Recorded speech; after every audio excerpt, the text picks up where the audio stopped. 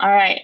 So when last we left off, you guys had valiantly saved the little town of Avenstrad from the monster that was eating the townspeople and erasing them from the collective memory.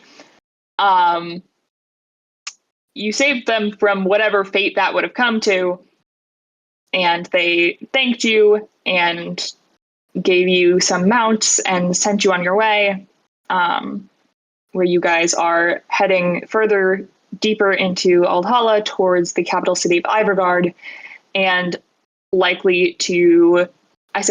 definitely going to, because Ozzy knows his way around, gonna stop by and meet Ozzy's family on the way. Currently, you guys are camping out for the night. It's a lovely time. Saskia just told you guys one of the stories she grew up hearing from the culture of the tieflings on Ozzy. And Ozzy let you know that since you guys are going to meet his family and stuff, and then are going to go to Ivergard, where some things involving his story are going to be located. That's where the Tethynian Sisterhood is headquartered. He figures he should tell you guys his whole story in a little more detail than he has up to this point, just so that you're well informed, and so that I can sneak in horrifyingly large chunks of exposition. So that's where we're at. And now the exposition will begin. I need to stop giggling. Okay. I grew up farming. And since we didn't live in a village or anything, the way it works is that your community, more or less, is made up of the people whose land borders yours. Aristeaus' family, and that's his dead former fiancé, if you remember. Aristeaus. Do I have that? Oh, I can spell. I got you. Let's see. We are in the country of Aldhala.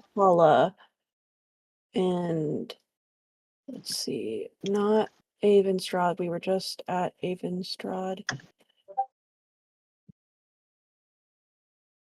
Okay. I can pull us over to the map as well, if that's helpful. Oh, opening Foundry would be helpful if I did that, huh? This is where I'm at today. Yeah. Great. Foundry. How do I get there? What's the website? AE. Let's see. This is. If you combined AEOLUS and the Aris Islands, it's like Areola. Wow. Insightful. Okay. Okay. How do we spell dead was it dead husband or dead fiance? Fiance. They never got married. It is in how to spell things. Thank you. Because if I just say a lot of vowels out loud, no one's going to get anything out of that. I mean, you might enjoy yourself. I feel like much of what I do as a DM is just say a lot of vowels out loud. Okay. Sometimes a consonant as a treat. It depends on which part of the continent you're in, actually, because I'm realizing when you're in Ayakoa, it's mostly consonants. But I had a first date with a man who was Irish over the weekend. Mm-hmm. At some point, D&D came up, and I gave my I've now narrowed down the spiel about Jared and like rotational DMing of being I've got it down to like a science of like a pretty quick summary. Mm-hmm. But then it was like, oh, but your session is like, oh, actually next week I get to be my Irish princess, and it was fun to be able to be like, after we discussed the we already bonded over our Irish ancestry. For me to be like, yes, and here's where I make a slight mockery of it in my with my friends. Okay, but everyone's allowed to like make mockeries of their own ancestry. And others if they're white. Yeah, true white, and not sometimes white like Irish and Italians. Those are a little Mhm. bit less. Yeah. Yeah. Okay. One of my ancestries is German, which doesn't really give me anything because everyone can make fun of Germans. Yes, true. It's a wasted slot, Germans really. and the British, everyone can make. Germans, British, and French are the three. Mhm. Um. And white Americans, really.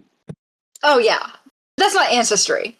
That is True. Oh, this man said was like, oh, and I actually have a lot of family who came over the Mayflower, and I came over like, we're pilgrims, and I was like, well, that's not something to be really proud of. Right. But then he said they were from Holland, and I was like, okay, well, that's like not as bad as Britain, so you're like probably fine. Oh, it'd help if I opened also my note stock from this world and not my session prep from. That's how often I use my personal laptop. I mean, you can just take over. That's fine. Yeah. I'm good. Yeah. I'm good with it. Yeah, good. Dive into a thing that I have not thought beyond anything.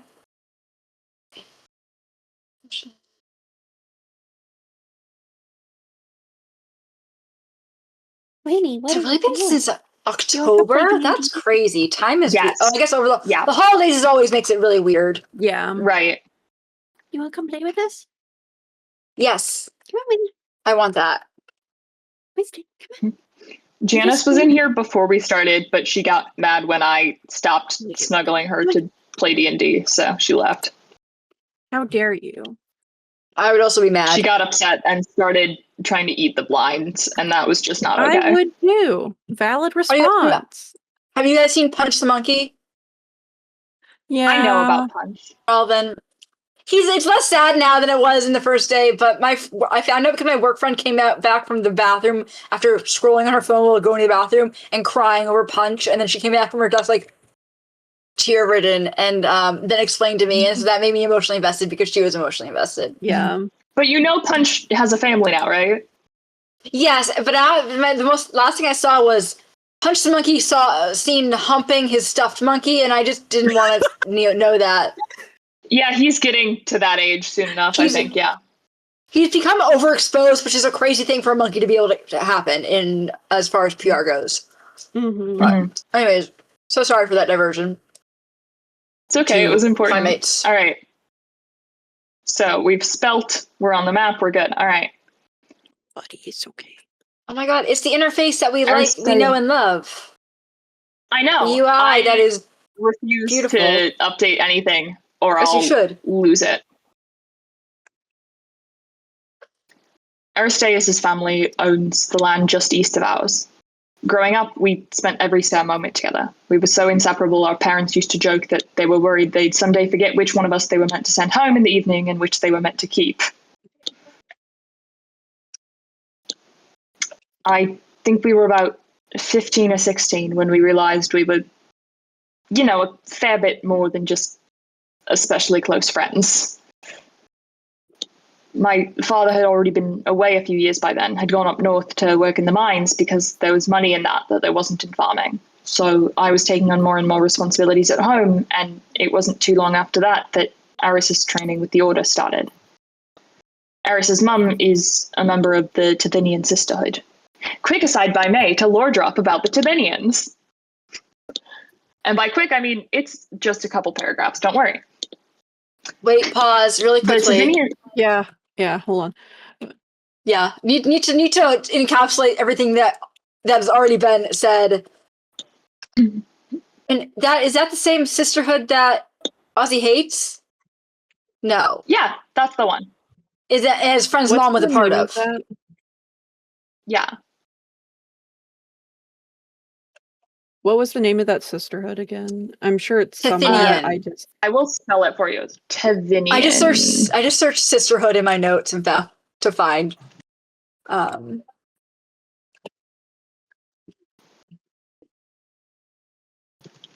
Is Ozzy with a Y or an IE officially? A Y, I think. Okay, I back and forth did a little, but I think I'm sticking with Y. cool, great. Who knows what I originally told you? You went for the really simple version of that, which I do appreciate. The shortening.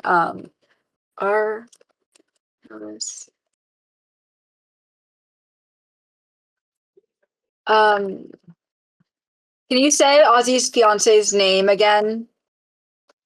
Yes, Aristeaus. It's in how to spell things as well.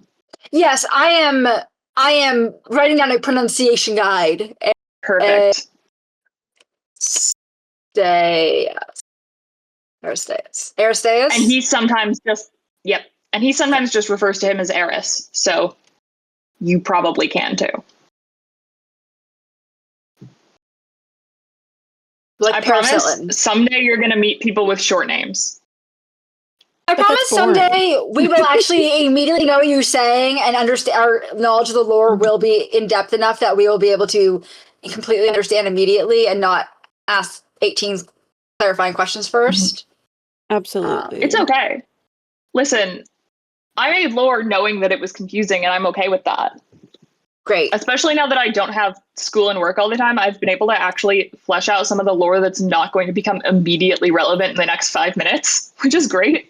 Which is the most fun kind of lore to work on, because the ones that matter the most right now is stuff that's okay. So is Ozzy's fiance, Ozzy's father left home to work in the mines, and then Ozzy's mother is a sisterhood member, or his No, or Aris's mom. Okay, Aris. But it was Ozzy's father who left to work in the mines. What does Ozzy's mom do? Yeah.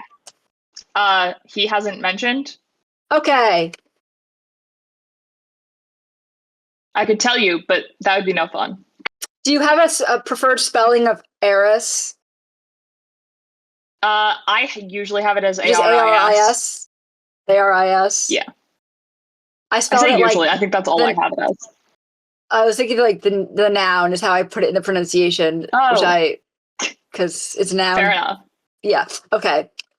I hadn't even thought of that until I said it out loud just now to you guys, and I was like, "Oh, yeah, that's It a is word." a bit of a distinction, but did you say what Aris's dad did? No. Okay, making sure I was caught up. Owns land, though, apparently. Yes. Okay. And probably, Sorry. if not currently, probably was a farmer because it's farming land. Yeah, what's up? Do we know if that means they had any status like in this country because they owned land, or is that just like common people can own land and it's fine? So they didn't own like shit tons of land. They didn't own like an estate necessarily or anything. It kind of very much depends on what kind of land you own and what you're doing with it and so forth. Ozzy's family, not super rich, not super powerful. Aris's family, a little bit more rich and powerful. But a lot of the time, people who live this far from like Ivergard, unless they have like a humongous estate, not as powerful. Okay. Good. You're in farm country. We out in them back hills. Sticks. Sticks. There are some when sticks. Ozzy's father left home, was it implied, and this will come up later, it's fine. When Ozzy's father left home to work in the mines, which there was more money in, was that like going and then like sending money back, or was that like left the family for his own fortunes? Based on the tone he was, and like the expression on his face and so forth, it looks like that was an amicable parting. So you can assume he was sending money back. Okay, but was it a part like? Well, actually, keep it like. Ozzy, hold on. I haven't this voice in so long. I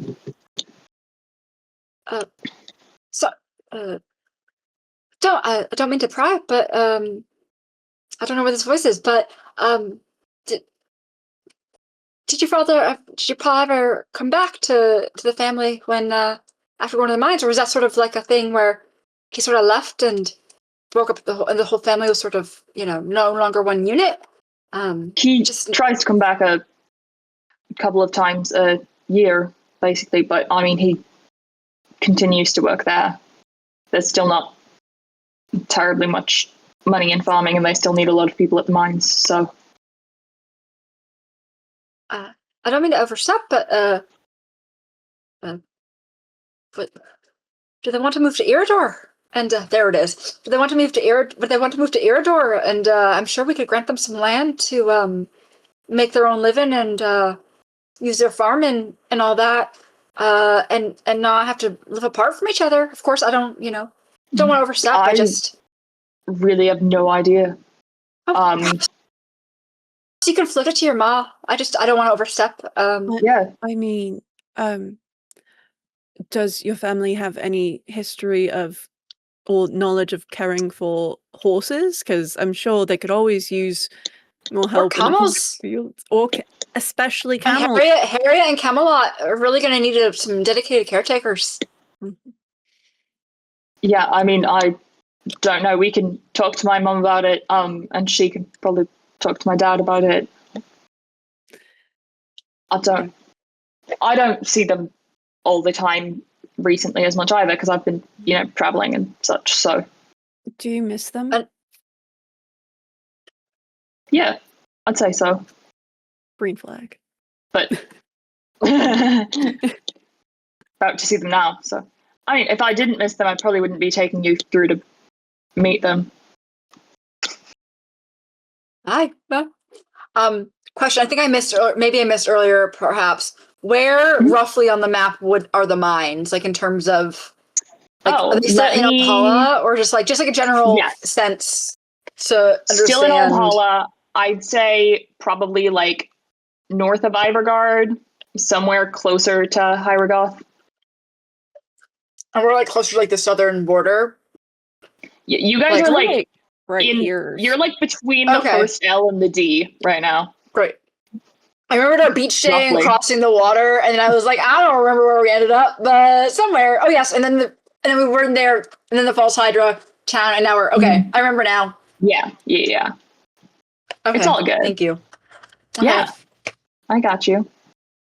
I think that's all. I think you can continue with your beautiful lore monologue. Yeah, so we're in the quick aside where I'm lore dropping to you things that you don't need Ozzy to tell you because you would possibly already know. So this is just me. So the Tethynian Order is made up entirely of women. That's why it's also called the Sisterhood. Whoa. They take in girls at around the age of their first bleed. And while they've been known to explicitly recruit specific young women here and there, members of the Sisterhood come from all backgrounds and walks of life, and they accept the vast majority of applicants. It's long been a very good option available to families who lack the resources to keep and support all of their children at home long term, similar to how in medieval and feudal Europe, when families would often send their second-born sons to join the clergy or something like that. Yeah? Cool. Is a reliable source of a very good education and a lifelong secure occupation and community. Although it is in many ways very much giving nuns, the order are not celibate, and in fact, many of their members marry and have children. The Sisterhood are not entirely separate.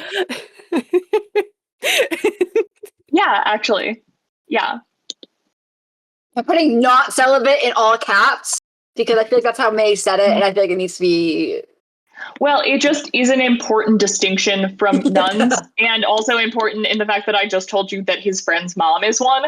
So, clearly she married and had children, and that's chill with the order. So I figured that was important as a distinction to make, given that mostly they're very monastic vibes. So the Sisterhood are not entirely. They were made up of women, and you said they were mostly made up of like slightly higher status, or did I mishear? So they take women from all walks of life and stuff. Sometimes they've been known to basically explicitly recruit women from specific families or from specific whatever, but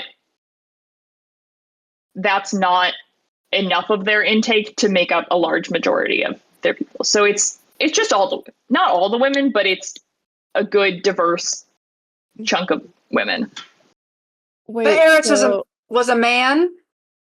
Yes. Okay. We'll get into that. Okay, yeah. We'll get into, because he's weird and special. Yeah, that's what we're getting into. I figured, I just want to confirm I wasn't. Yes. Good noticing of what's weird and different. Yeah. Aris is a cisgender man. He's dead. Maybe that was a secret aside because actually he's alive. I'm really sorry. You're gonna hear soon even more proof that he's so dead. All right, fair. Yikes. Ozzy is sure that this man is dead. I would hope so. I mean, like, as tragic as this is, but I would not want to assume my fiancé is dead. I would like to make sure Yeah. Yeah. they're dead, not out of Especially under malice. the weird-ass circumstances involved. And I'm sure Aspen would also like to confirm Ozzy's fiancé is dead. Yeah. Yeah? Yeah, would he? I wonder why that is. I wonder why he has a specific personal vested interest in Man, that. you can't give us two really hot party NPCs and then not expect us to both be like, let's go gays! No, I'm happy. I'm enjoying myself. It is good for the narrative. To be clear, if Ozzy's fiance if Aspen had found out Ozzy did have a fiance, he would have backed off and would have been like, okay, this man is taken. I think you did, because I think he mentioned the existence of fiance before he mentioned that said fiance was dead, and I think you were initially like, okay, I'm gonna leave that be, and then I was like, no, he's dead. You're good. Ozzy, I'm gonna go grab my water bottle from 5 feet away. You're good. This is good. This is so good. What is Tethys the goddess of again? I'll say that in a moment so that we all get the update. Thank you. Yeah, I got you.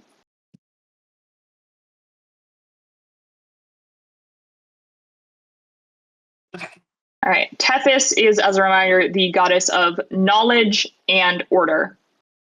So that's why, they're all in on the education stuff.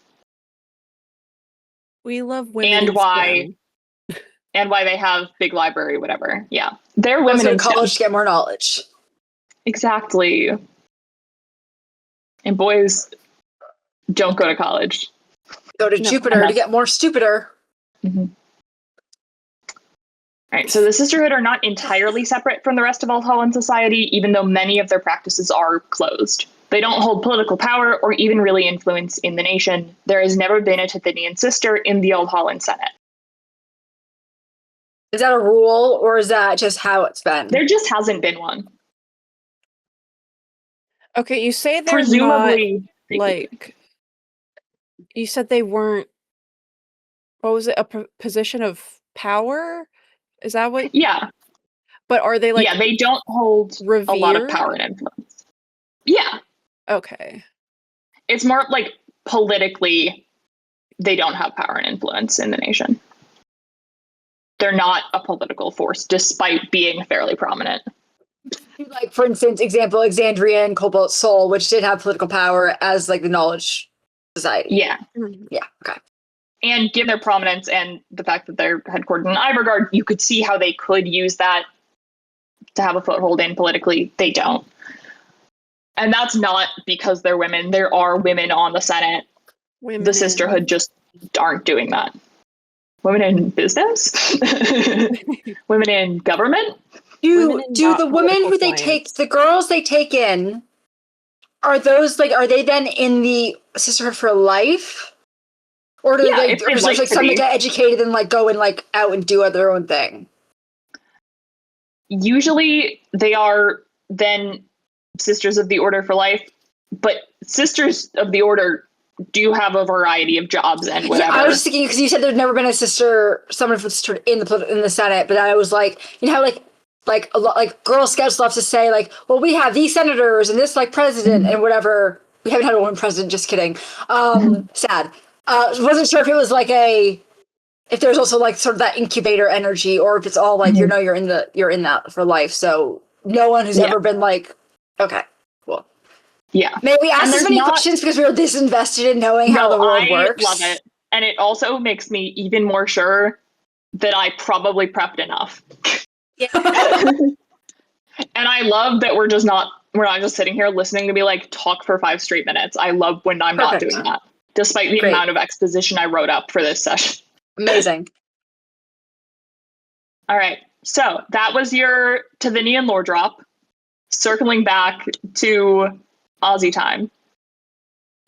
One more question. So, yeah. Does the sisterhood have, like, do they have satellite offices in, like, other thing, or is it only in Valhalla? No, it's... Oh, I guess they probably have temples elsewhere, I would say, yeah.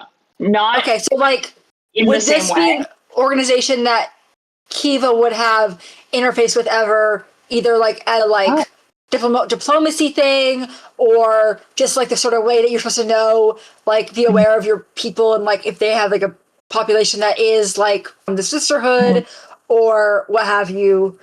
I'd say you've definitely met members of the sisterhood before in various capacities. Like, you've probably either you've been to Iregard or people have come or whatever, and you've definitely met followers of Tethys in Irador before. Not all followers of Tethys are sisters, especially not in Altala.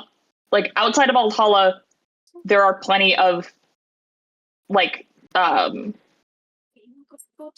communities of followers of Tethys or whatever.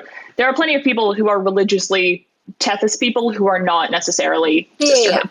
Yeah. Cool. Is there any, do they wear any special outfits that make, or like have markings or symbols? They have, especially the ones who live full time in the temple in Iregard, have, I guess it would probably be referred to as a habit, because it's an outfit like a almost nun, like it's nun-ish robes. They're blue. I mean, lots of religious societies wear robes. That's pretty. Yeah. Robes are pretty standard, especially in this. Yeah. Yeah, they have a blue habit. They have a Making it blue just make it very nunnish, but I love that. Like, what color blue? Well, yeah, it's blue because the color of all things Tethys is blue. Yeah, one of the things I makes did the past couple of weeks is I assigned a color to all of my gods. I love that.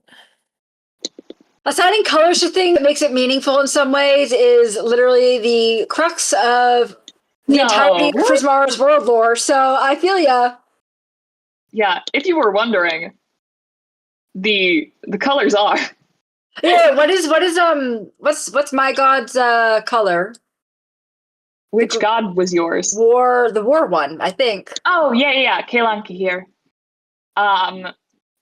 Is I believe red. Oh yeah. Yeah, well, Yeah. It was gonna happen. Yeah. I originally put warm colors and I was gonna see which one it narrowed down to, and then somebody else took yellow. So. I mean, red is blood, red is power, red is striking, blah blah. Mm-hmm. Yeah. Kiva disregards that and doesn't incorporate red. Well, pink is signature color, which is a light form of red. Yeah. That's her girly take on it. Yeah. All right. And then Ozzy's goddess Petra, her color is gold. She's fancy like that. And like lion symbol makes sense. Cool. You got it. I think she also got, because like I did deal out the sun and the moon to people as like who got them as symbols, because that's, you got to fight hard to be the sun and the moon people. Mm-hmm. And Petra did get the sun. So she's I feel like I kind of, before you even said that, I would have assumed that she had it because lion. God. Lion mane to me is just sun. It's like sun rays. Oh, I love that. I had so much fun playing with symbolism and iconography. You have no idea. I love that. I like when people have fun. You should have as much fun planning as you do playing, which sometimes doesn't feel true when you're stressed out about planning, but ultimately it is fun. Yeah. Mm-hmm. Okay. All right. So, circling back to before the lore drop. So, Aris's mom is a member of the Tethynian Sisterhood, and then we talked about that. For reasons that I don't entirely know or understand, even though Aris shared far more with me than he was meant to, he had some sort of importance to them. He heard them refer to him as the Scion. When we were teenagers, his mum started taking him to Iregard sometimes, to their temple.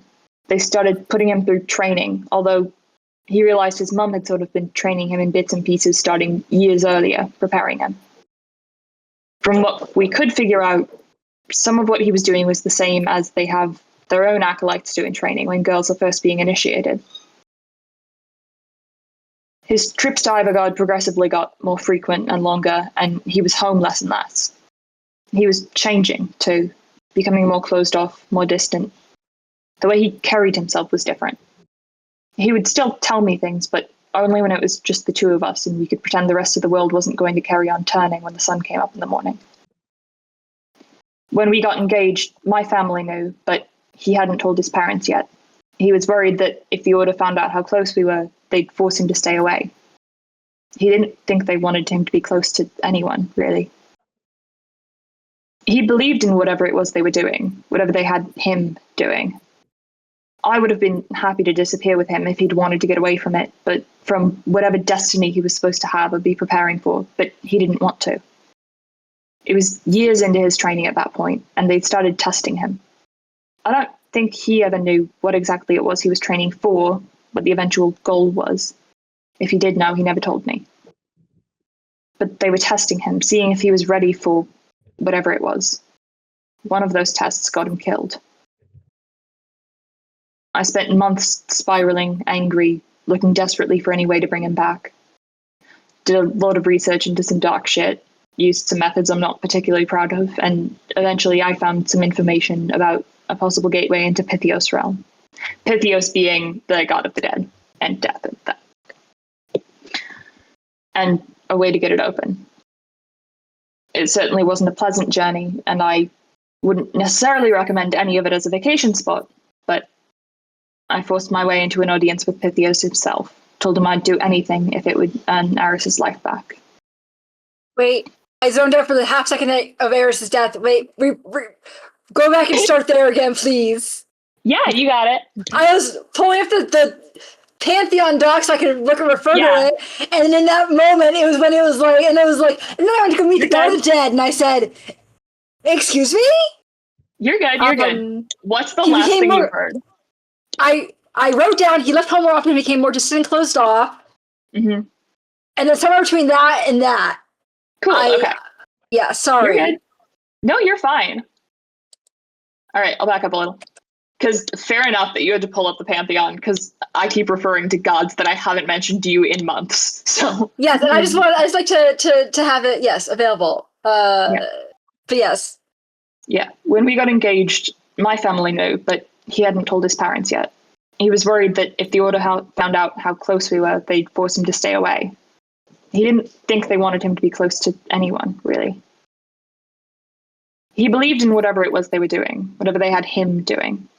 I would have been happy to disappear with him if he'd wanted to get away from it, from whatever destiny he was supposed to have or be preparing for, but he didn't want to. It was years into his training at that point, and they'd started testing him. I don't think he ever knew what exactly it was he was training for, what the eventual goal was. If he did know, he never told me. But they were testing him, seeing if he was ready for whatever it was. One of those tests got him killed.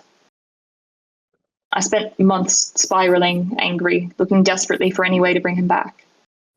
Did a lot of research into some dark shit, used some methods I'm not particularly proud of, and eventually I found some information about a possible gateway into Pythios' realm, and a way to get it open. It certainly wasn't a pleasant journey, and I wouldn't necessarily recommend any of it as a vacation spot, but I forced my way into an audience with Pythios himself, told him I'd do anything if it would earn Aris's life back. He wasn't exactly eager to let anything back the wrong way through the veil, of course, but he admitted he was kind of impressed that I'd made it as far as I had. And when I mentioned the Sisterhood's involvement, that seemed to pique his interest a bit. I guess maybe the gods like to dick around with each other, and he liked the idea of messing with something Tethys was involved with. I'm not sure. In any case, he offered me a deal. He'd let me go back out the way I came, and take Aris with me, and once we got to the surface, Aris would get a second chance. But I couldn't look back at him at all before we got there. I just had to trust Pythios, trust that Aris was behind me. Odysseus. Yeah? Not Odysseus. What's his No. name? Orpheus. Orpheus? Yeah, Didn't I literally just refer to this in a recent session with here? it's possible. And also, I was definitely- like, didn't I suggest this? What did I suggest that we name the Lion Mount? And you were like, too much Greek mythology. And I was like, Yeah, okay. I told you it was coming. Ozzy has been Orpheus since the moment I conceived of him. And I've been waiting that. to mention that. An Orpheus. Wait. You have to go back and finish the story because I need to know what version of Orpheus myth this is. I'm not done. We're good. I know. I just we got too excited. I knew I was going to have to pause for a moment after that paragraph because I knew that there was no way you guys weren't going to catch what was happening. I made it almost all the way like that, held it together until I was almost out. But then at the last moment, I had the thought that maybe Aris had never been behind me at all. Maybe Pythios was just fucking with me, getting me to leave. If I left without Aris, I didn't know how I would get back again. I would have to start over completely. So I broke. I turned around and I looked. And he was there. He'd been there the whole time, right behind me, so close we almost could have touched. And I'd essentially just killed him all over again. He was the last thing I saw. I woke up outside where the gateway had been. I don't know how much later. Aris was still dead. The gateway was gone. And Pythios had let me live, but he'd taken my sight as punishment. I was far away from home and had no way of knowing how to get back. Petra found me, though. She couldn't bring back my sight or the dead, but she could channel all of my anger, she promised, into something good and righteous and useful. So I pledged myself as his champion. About 6 months later, I met all of you. At some point in that, Kiva very gently placed offered a hand on his in a way that was inobtrusive and wouldn't surprise him with him not seeing it coming, but the comforting hand. Yeah. Mid-story, Kiva stroked his peck. No. No, just a very the friendly this is the saddest thing I've ever heard in my entire life. Warmth.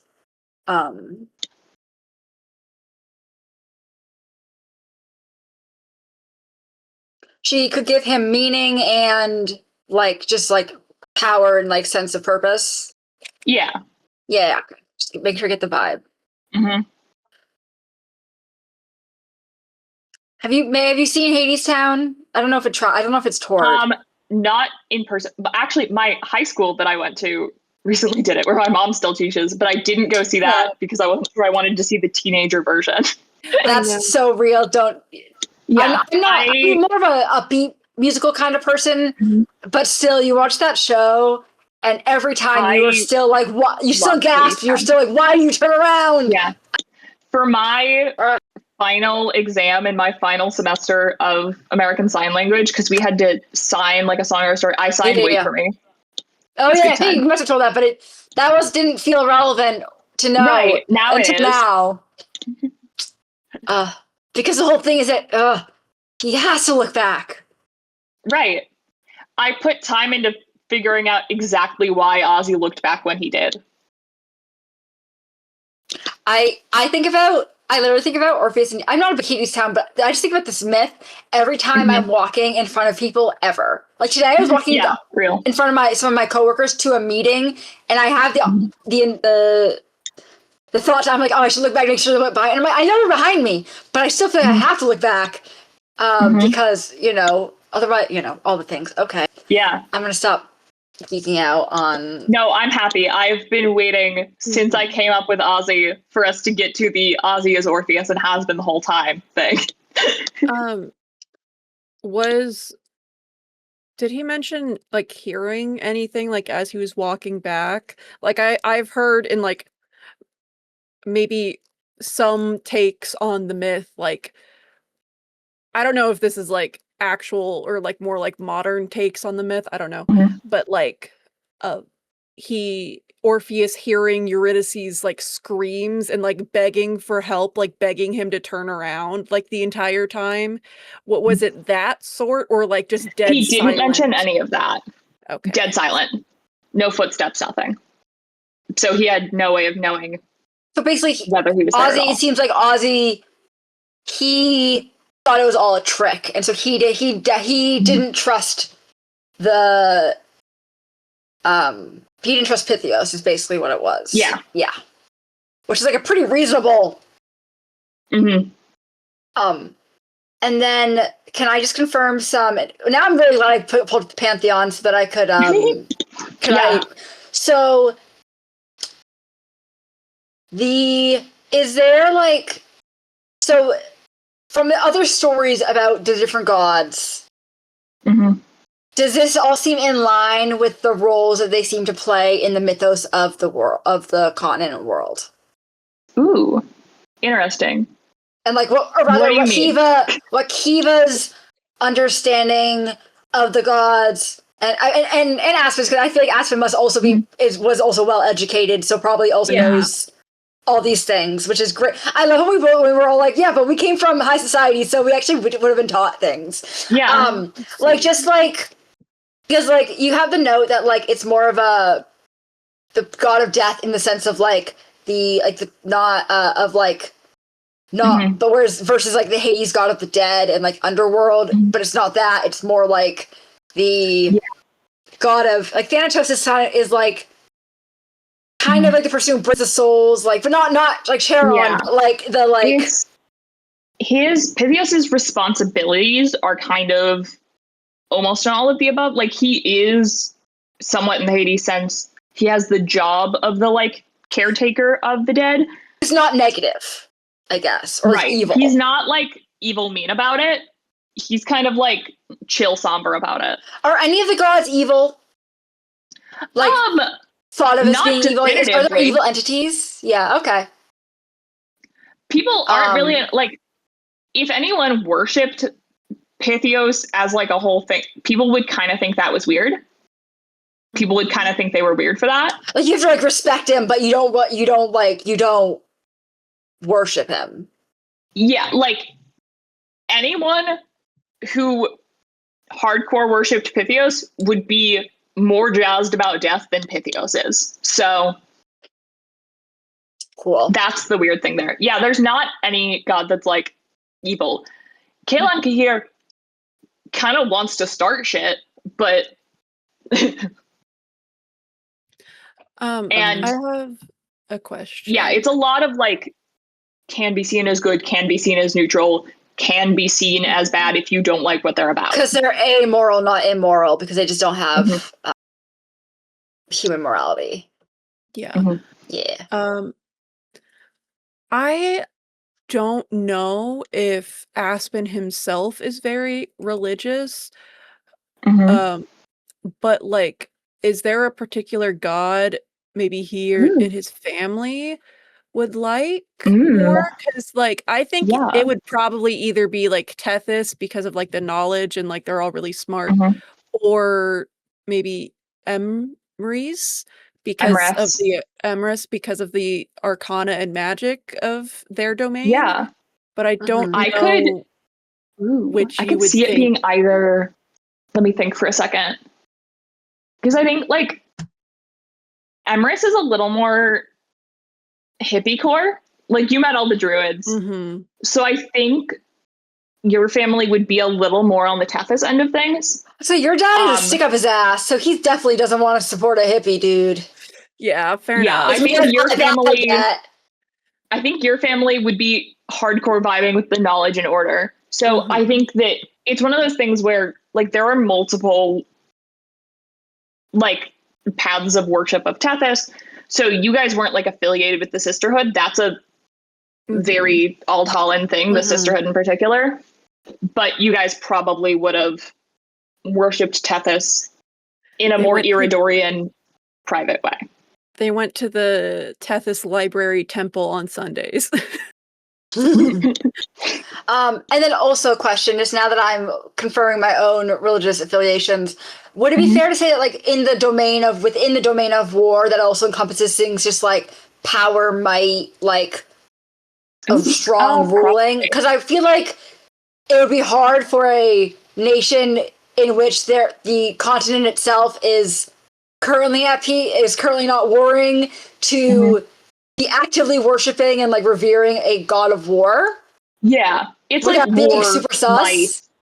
Yeah, like just like the strength of hang on. Yeah. Cool. I do have something related to this written down about the like ideology and stuff of the Iradorian like government monarchy, whatever. Yeah. So I said like, in one of my notes about lore and like the ideology of the governance of Irador, I wrote a bit of a conquest or imperial mindset lingers, even though the borders in AEOLUS hadn't changed for a long ass time.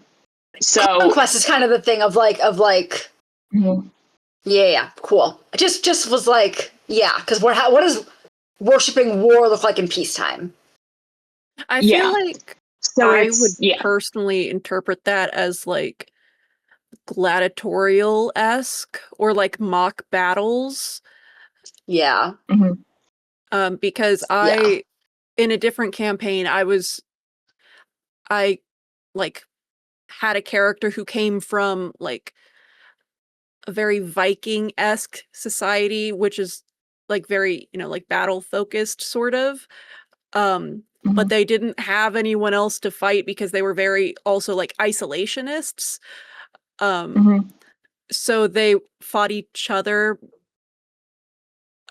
consentingly with like battles in like gladiatorial arenas. Consensually. Yeah. Thank you. Yeah. And I had to say for myself. Like the way that Irador got to be as large as it is, because it's pretty large. Like Ayakoa is really big, but that's because nobody wanted the fucking desert. The way that Irador got to be as big as it is on as nice land as it is, and they have coastline and they have like kind of all the things you might want, is that back in the day, before the borders were as fixed as they are now, they did do a lot of imperializing and conquesting. I also feel like that somehow that must play into the sort of like the fact that there is like some rule that says you have to be human to inherit the throne. Also feels same of in the same vein of like just like our people first, like almost, and sort of like and like that, and also even now like Kiva being sent on this like stupid ass like marriage quest like is also kind of a form of like political chess is also and whatever intrigue is also still kind of a form of okay, cool, that helps me contextualize. But also I do think it's sort of like a you pay your respects by putting the equivalent of the food in the fire during your meal, and then you sort of move on with your day is sort of Kiva's take on it because Yeah. And Kaelan Kahir does canonically spend a lot of time playing chess. So right. War, to some of what Anna was saying, like war games can take many forms. Chess is one, and strategy, we were talking about borders for a little bit, and it made me wonder: did Azai belong to anyone before they forced all of the tieflings there? I think, as far as you're aware, not formally. Once again, nobody wanted that shit. Fair enough. Nobody was using that shit. It's just like volcanic rock. And then this is my another question. Is Kiva aware of any preferences from her family on who she would be to marry in terms of like the best gain of land and or consolidation of power? Yeah. So I think your family, like she's clearly not marrying anybody in a TEF. They don't matter. Right. Ayakoa does not seem very advantageous to gain a seat hold in, but the council is like relatively powerful, but not really useful, resourceful land. Right. Ayakoa is less natural resources, more industry. So like that wouldn't be a bad option. They would much prefer that to like ETEF. They are iffy on, because Altala, your family and like historically the monarchy of Irador thinks it's kind of wimpy that Altala is run as like a Senate-based republic instead. Right, we're gonna write that down because monarchs might. They think it's kind of a pussy move, and also it would be hard for any marriage of yours to get you guys any sort of permanent foothold here because it's elected. Their rulers aren't. So like there are families that have over the generations had a lot of senators or whatever, but it'd be less of a thing. So like Azan and Hyragoth have more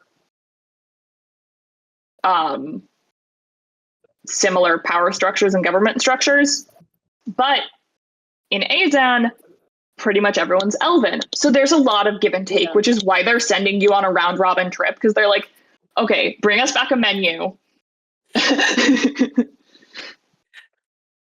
Like he was gonna show up being like, how about none of them? How about this doesn't happen? I need to find someone to fall in love. Who knows? We'll see. Okay, cool. Yeah, so part of the reason that your family is sending you on your debutante tour is that there's not necessarily an obvious option lined up. Gotcha. I think we've been over this before, and I just... I don't know if we've been over it in this kind of detail before. So I feel like I definitely knew that Hollow was wimpy and Azon was elven, so they were meh, but that might just be... yeah. The consult of all the things. The other reason that the monarchy of Irador think that Aldhala is a pussy nation is that that's what it is. We're getting pussy nation. Yes. Is that dear God, historically, and currently, Aldhala puts a lot more into defense than offense. Mm-hmm. And they think that's kind of not cute.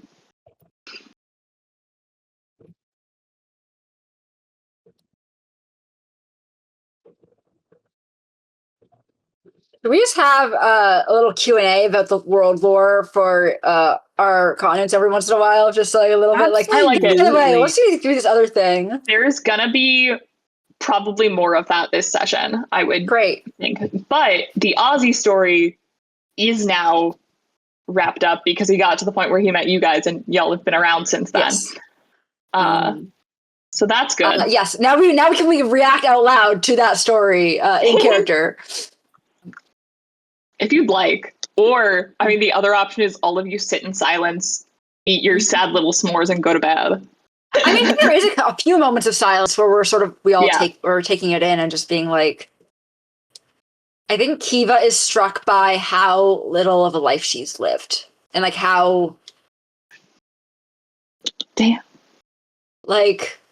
Alright. Her life has been so... Like, she's had, like, powerful relationships, but not, like, to this level of, like, where it seems like they were not... Because, like, they were, like, best friends and, like, love and her best friends growing up were her family members, so can't be in love with them. It's a good thing that wasn't both. Yeah. So yeah, I think Kiva suddenly feels like very small after like kind of being like, well, like I've been educated and I'm a princess and I know lots of things, and is suddenly realizing how and even shallow like that is. You and Aspen have not been on as much like adventures the rest of you, but even Aspen got to like go away to school. You were schooled in the castle, like you. Like this is the first time I've not had chaperones ever in my life. Yeah, and it's kind of a surprise that this happened. And the only other time I didn't have a chaperone, I was spirited away by giants. So maybe that's a reason. Right. I don't know. I feel like Aspen does feel a little bit of that same way that Kiva has felt, because I mean, Kiva obviously feels it to a much more degree than Aspen, as we've just discussed. But still, Aspen, compared to most people, has also lived a pretty sheltered life, extremely privileged. But I do think most, like, that's probably like in the back of his head, but what he is feeling the most is like how, like, what a beautifully tragic story. And thanks. like he's obviously like I'm so sorry that happened to you. Mhm.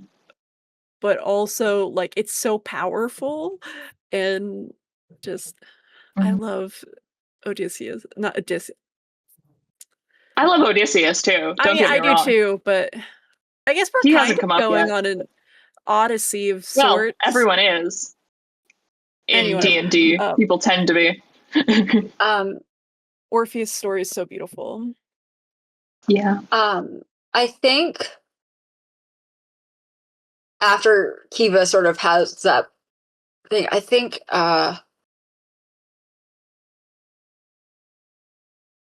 she, like, again, her arms still like on his back, like rubbing soothing circles on like a Mhm. very safe spot. Mhm. I'm really sorry that happened to you. That sounds, I can't imagine the depth of your pain. But I don't think you should think that you got him, that you didn't kill him all over again. But I am glad that if you were going to lose your sight, that he was the last thing you saw. Because at least Me too. maybe that's something you got to take with you. But um, I'll help you whatever way I can. Thank you. Because you've lived more tragedies. You've lived through more sadness than others live in whole lifetimes, and no one deserves that. I love like the polar opposites that is within this group Mhm. of Kiva and Aspen, very sheltered, privileged, and then Saskia, who was lived in this is like, you know, Literally, yeah, discriminated against Mhm. and then an it's internment camp. gorgeous. Mhm. Yeah. It was really fun when you guys gave me the pair that you gave me to come up with, okay, what are the sort of narrative foils to this pairing? Oh. And I got refugee and man that broke and entered into hell. Broken into hell. He did. Oh, one more question. Does Mhm. Pythios have any other domains? Let me double check. I think it's just like Because the death some of them shit have takes up like a lot of multiple, his and others time. have like one. So I wanted to just. He's just death shit.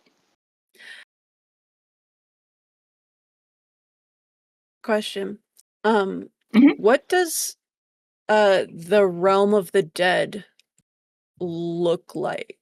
Like, is it hellfire and like we think in like a more Christian sense, or is it like river Styx sort? Like Fields of Asphodel, yeah. In Fields It's of Asphodel? probably closest in terms, like, I don't have a full imagery description written, so I'm going to go off of like what we're doing here, where we're making analogies, because that's the easiest way to translate images from my brains to your brains.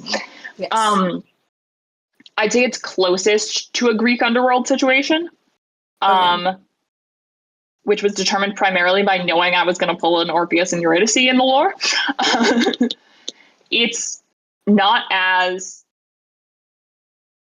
like Pythios doesn't have himself a fancy ass palace or whatever like a Hades would.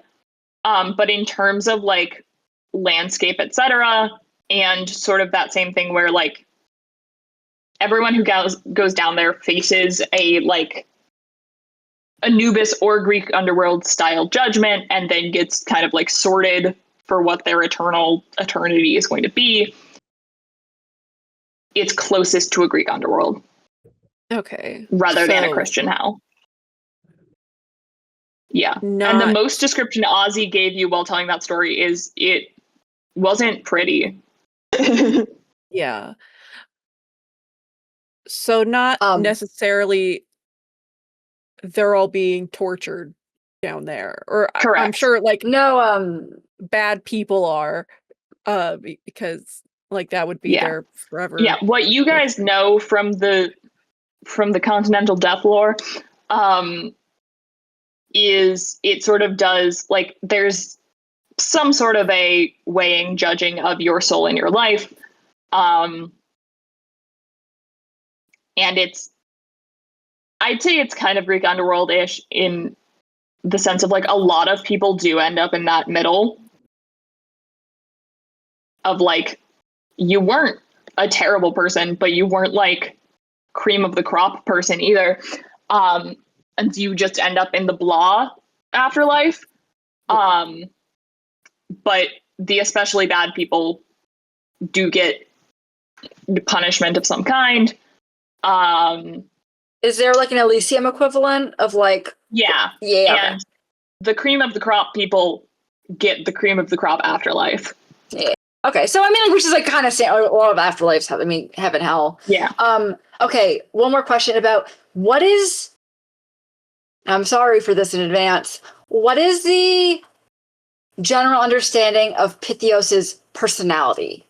Like, no, I got you. Okay, this is one of those things I figured out during the last couple weeks. Because he's not because like there's a separate trickster deity. So like, I guess my question is, in this is Ozzy's like thought, like Ozzy thought that he was being tricked and fucked with, but like, is Pythios known for offering deals in bad faith?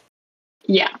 Ozzy thought less that he was being like pranked and more that he was being gotten rid of by lying to him. So there's just like shooing a problem with, okay. Yeah, like Pythios, he thought maybe Pythios had like given him that to get him to leave. In terms of things you know about like the Pythios persona. So you know from like if you asked Ozzy more questions and like from the lore, that visually the primary form in which Pythios manifests, for one thing, also all of the deities can manifest in a like humanoid type form, but some of them that's not their primary form of manifestation. Most of them can manifest in multiple ways if they wish. Some of them are more commonly seen as animals, or like Caoimhe, which is yours, most commonly manifests as like storms and extreme weather visually. Storm god. That's crazy. I know, right? I wasn't even thinking about that when I decided that. It just made sense. But yes, that worked out. So Pythios primarily manifests as in his humanoid form, and tends to be described as looking like a handsome teenage boy or young man. But he does have giant black wings. So that's not terribly humanoid about him, but there's that. And he bird wings or a different kind of wings. What kind of wings? Are they batty or are they birdie? Feathery. Like feathery. Bird angel, whatever. Angel of death. Yeah. Yeah. Gothic. Cute shit. I based a lot of his vibes on like Thanatos type vibes. So in terms of persona stuff, for one thing, among this, especially because it's such a small pantheon, there aren't a lot of the kinds of things where it's like, this guy is this guy's parent, son, lover, whatever. Like, there's not as much of that. The one exception is Pythios is mythologically, in a way where, like, you know how mythology works. This may or may not be how these gods actually came to be. In the lore, Pythios is the son of, let me make sure I'm right, I believe, unless I fuck it up, yeah, Petra and Ajax. Ooh. Who are not in the lore active lovers of each other, but they did have this death child. Is the lore that they like had a baby like in that, or the way that, or like Venus was birthed out of the sea foam? Like, was it, or like Athena out of the forehead? Yeah. Is it like more of a manifestation? Like more of a manifesting the child. He did not come from Petra's vagina. Yeah. But was it a result of like a copulation or fucking of some kind? Probably not in that material of a sense. Okay, cool. May, did they fuck? Spiritually, yes. Okay, But so also Tethys- spiritually, yes. Tethys does fuck. Okay. Just not for babies. The sisters of Okay. Tethys do. Tethys Okay. herself, unknown. But yeah, Pythios is known to like not really enjoy his job. He does it out of more of like obligation, responsibility. Somebody has to take care of all these dead souls, and I'm gonna do it. So as I said earlier, part of why there's so like in Greek mythology, Hades is like thought of as like this evil guy, right? But like when you actually look at most of the like stories, he's just like low-key a little bit, he's like a wife guy, sweetheart almost. Except for that he kidnapped his niece and forced her to marry him. But they're, other than that. Persephone is a very, like, there's so many different retellings now where some say Persephone, like, was actually seeking to escape her mother and then, the saw out Hades. That's her uncle. Also, like, it but they're not actually family. It takes so much effort to open a pomegranate, though.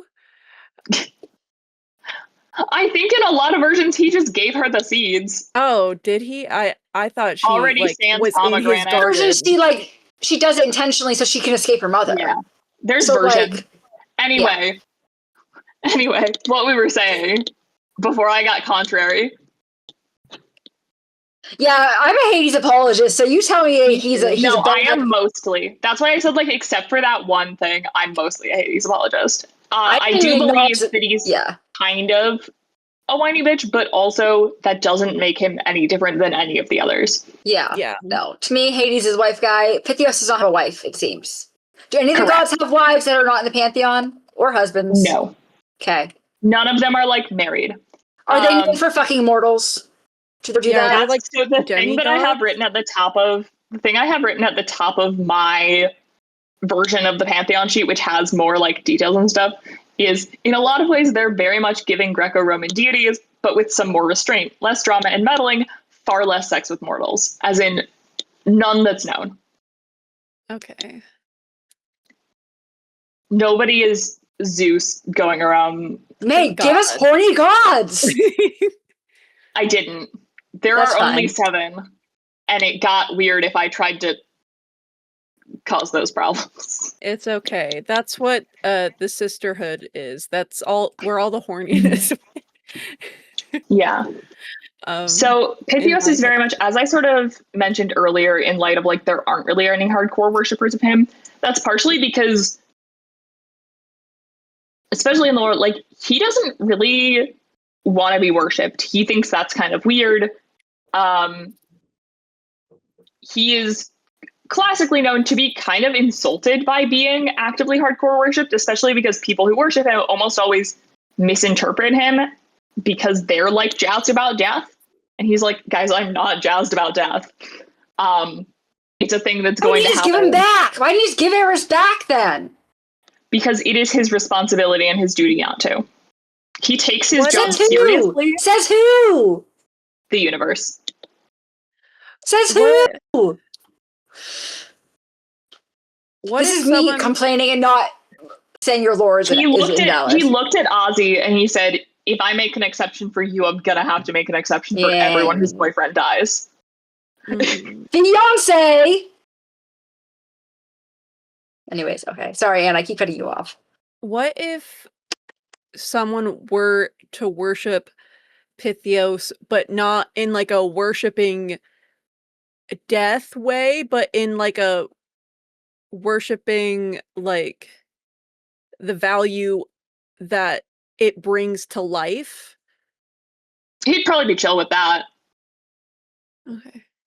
Like, in the lore, the reason that he's off-put by people worshiping him is because people worship him in ways he's not comfortable with. He's, like, not really... He doesn't care that much about having followers on the mortal plane. He has enough to fucking deal with. He's really interesting. So he Me too. I love him. He's kind of a loner type guy, which he gets from his dad, Ajax. Peace God, also kind of a loner type of dude. So he's very like, Pythios is in the lore mostly kind of a somber guy, and basically what Ozzy has told you lines up pretty well with your understanding of Pythios as a person. Of like, he, as much as he doesn't love his job, he kind of wanted to get back to it because he takes seriously his job as like a caretaker of all these souls. Question. Now, my next question is: Yeah. Do resurrection, true resurrection, and true resurrection, do they function in this case? Yeah. Okay. How does he feel about Those it? are the legitimate ways to bring somebody back out. So why didn't Ozzy just go find somebody? Expensive. Yeah. Mm. So, I mean, Ozzy, because he didn't have a lot of power or money, when he started like researching and trying to find ways to undo this, he immediately got kind of railroaded by capitalism onto the dark end of The that sus path. path, yeah. So what he ended up finding the back door. If you go in through the front door, that's fine. That's what she said. That's consent. Okay, Okay. great. Yeah. I think the last thing that Alright. happened in the scene is Kiva said, "I'm sorry and I'll help," basically. Yeah. And Yeah. Aspen said things Hasn't- too. Everyone said nice Yes. things. Yeah. Yeah. I feel like Aspen would like take Ozzy's hand and like stroke it like reassuringly or like comfortingly. Mhm.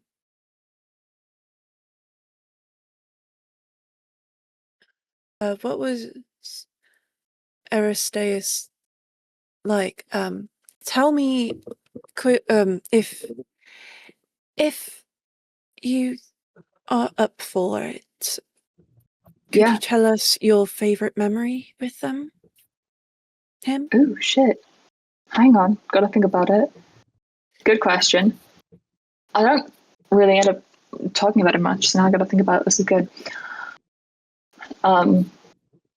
Mostly because before I met you guys, most of the interpersonal interactions I was having for her were with Petra, and we don't really like talk about my personal day-to-day. Like, we sort of Like just a talk about business. it's more of a sort of You more speak like with that. Petra's day, like on the regular. I mean, not Like, terribly directly. regularly. Yeah. I mean, you So, have met two to the gods. It's a Lord. pretty big deal. Yes, with Have you- Petra in particular, that's less of a big deal. Have you talked to Petra like since we all met? Does she know about us? Hang on. Okay, I just had to make sure I Hang. was right about things. We're good. Okay. I had to make sure I was right that she did dream shit and I had that written down correctly. Because otherwise, if I had it as like, no, she comes and visits her people in person, I would have to be confusing. But I've spoken to her once since, maybe twice since we all met. And you guys know somewhat that this is in the lore and in like the knowledge about religion and whatever, this is kind of how things with Petra's champions tend to go, is she's less of a I have a congregation girly and more of a I choose my champions on an individual basis. And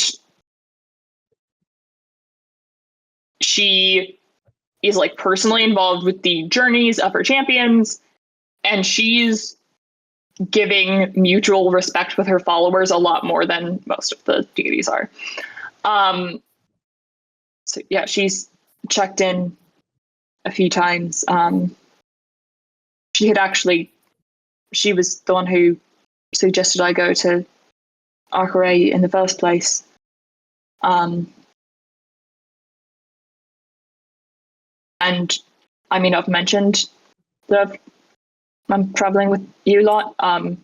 She didn't seem to have a super strong reaction to the idea. She did seem intrigued, and I mean, she definitely didn't seem to think that it was going to be a hindrance to anything. So, yeah. So she potentially tolerates us. We've done good, guys. Goes to high five Aspen on the side.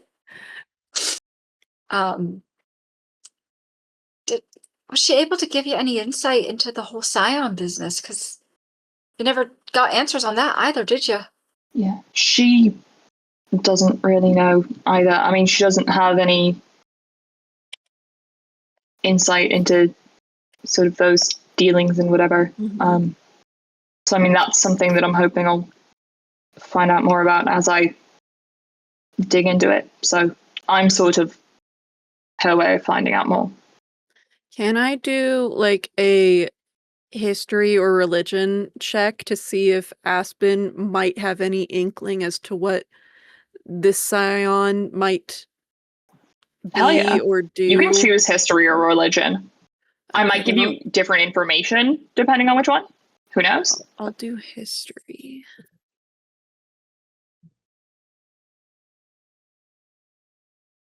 19. Okay, very good job.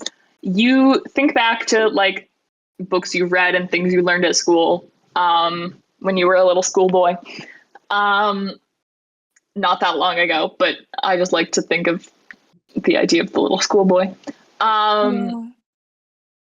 And really, still in vibes, he is a little schoolboy. Absolutely, yes. You definitely hadn't come across that term of the Scion.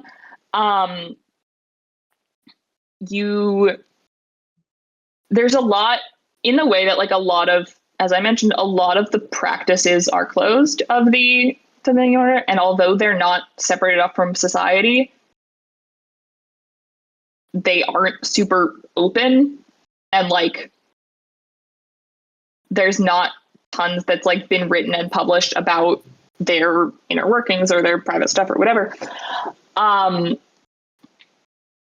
So you hadn't come across this, but I mean, what you had come across is a lot of stuff that basically everything you've ever read confirms for you how weird and unusual this situation was. Like, you had never read or come across anything that mentioned a man being trained in the ways of the order in that way. So the Tethynian Order do have, like, in Ibergard, they do separately from their institution have like a school for boys, but it's not the same thing at all. They just teach them, and it's like a normal school situation.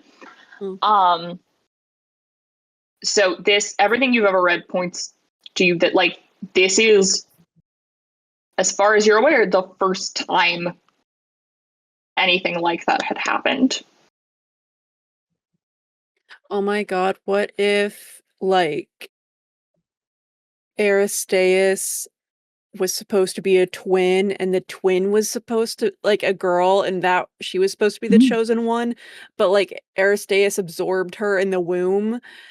And, Chimeras. like, yeah, like some Also sort of Greek. cool chimera-ism.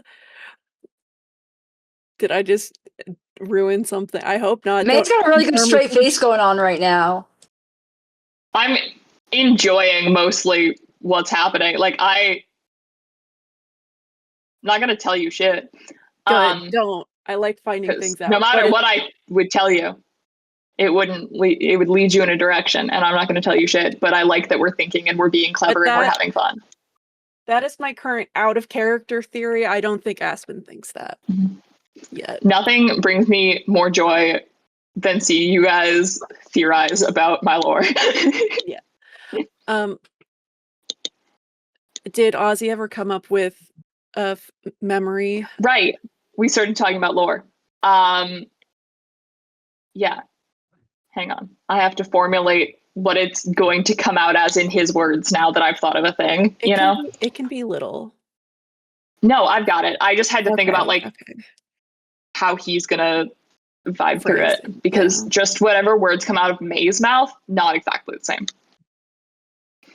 There's a creek near both of our land that we used to spend a lot of time at, especially when we were younger and it was in the hotter months and we'd been working all day.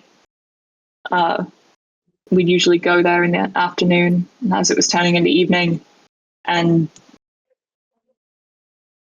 it was sort of a quiet space where we could just, it was like the whole rest of the world didn't need to be part of whatever we were doing for a while, and we used to, splash and swim and everything else. And that's where a lot of times we would go back to, even in the later years after he started being different. That's where we'd go back to, and it felt like the years fell away and he could be honest again. So he gave you a place rather than an instance, but that's good. I didn't know where that was going as I started saying it, so I'm glad it was coherent. Little places. And then, yeah. I think little places like that can have their own sort of magic to them, don't you? Like their own sort of energy that preserves Definitely and what it felt like. protects. I'm so sorry for your loss, and Thanks. but I know sorry doesn't fix anything. It doesn't make anything better.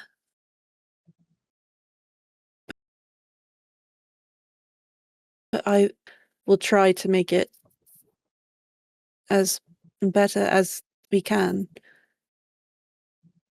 I mean, having you all and having friends and people I'm traveling with, instead of just being like I was before, just traveling alone, entirely mission focused, that helps a great deal.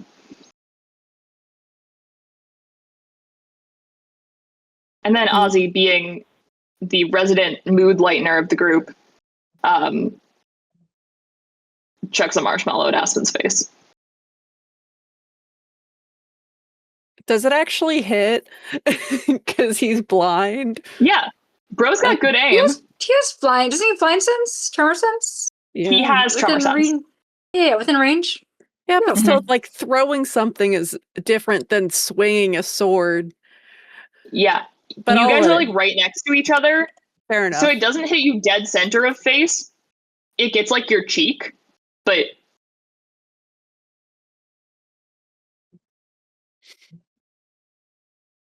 has Aspen had? No, we've talked about marshmallows before. Aspen's had a marshmallow before. And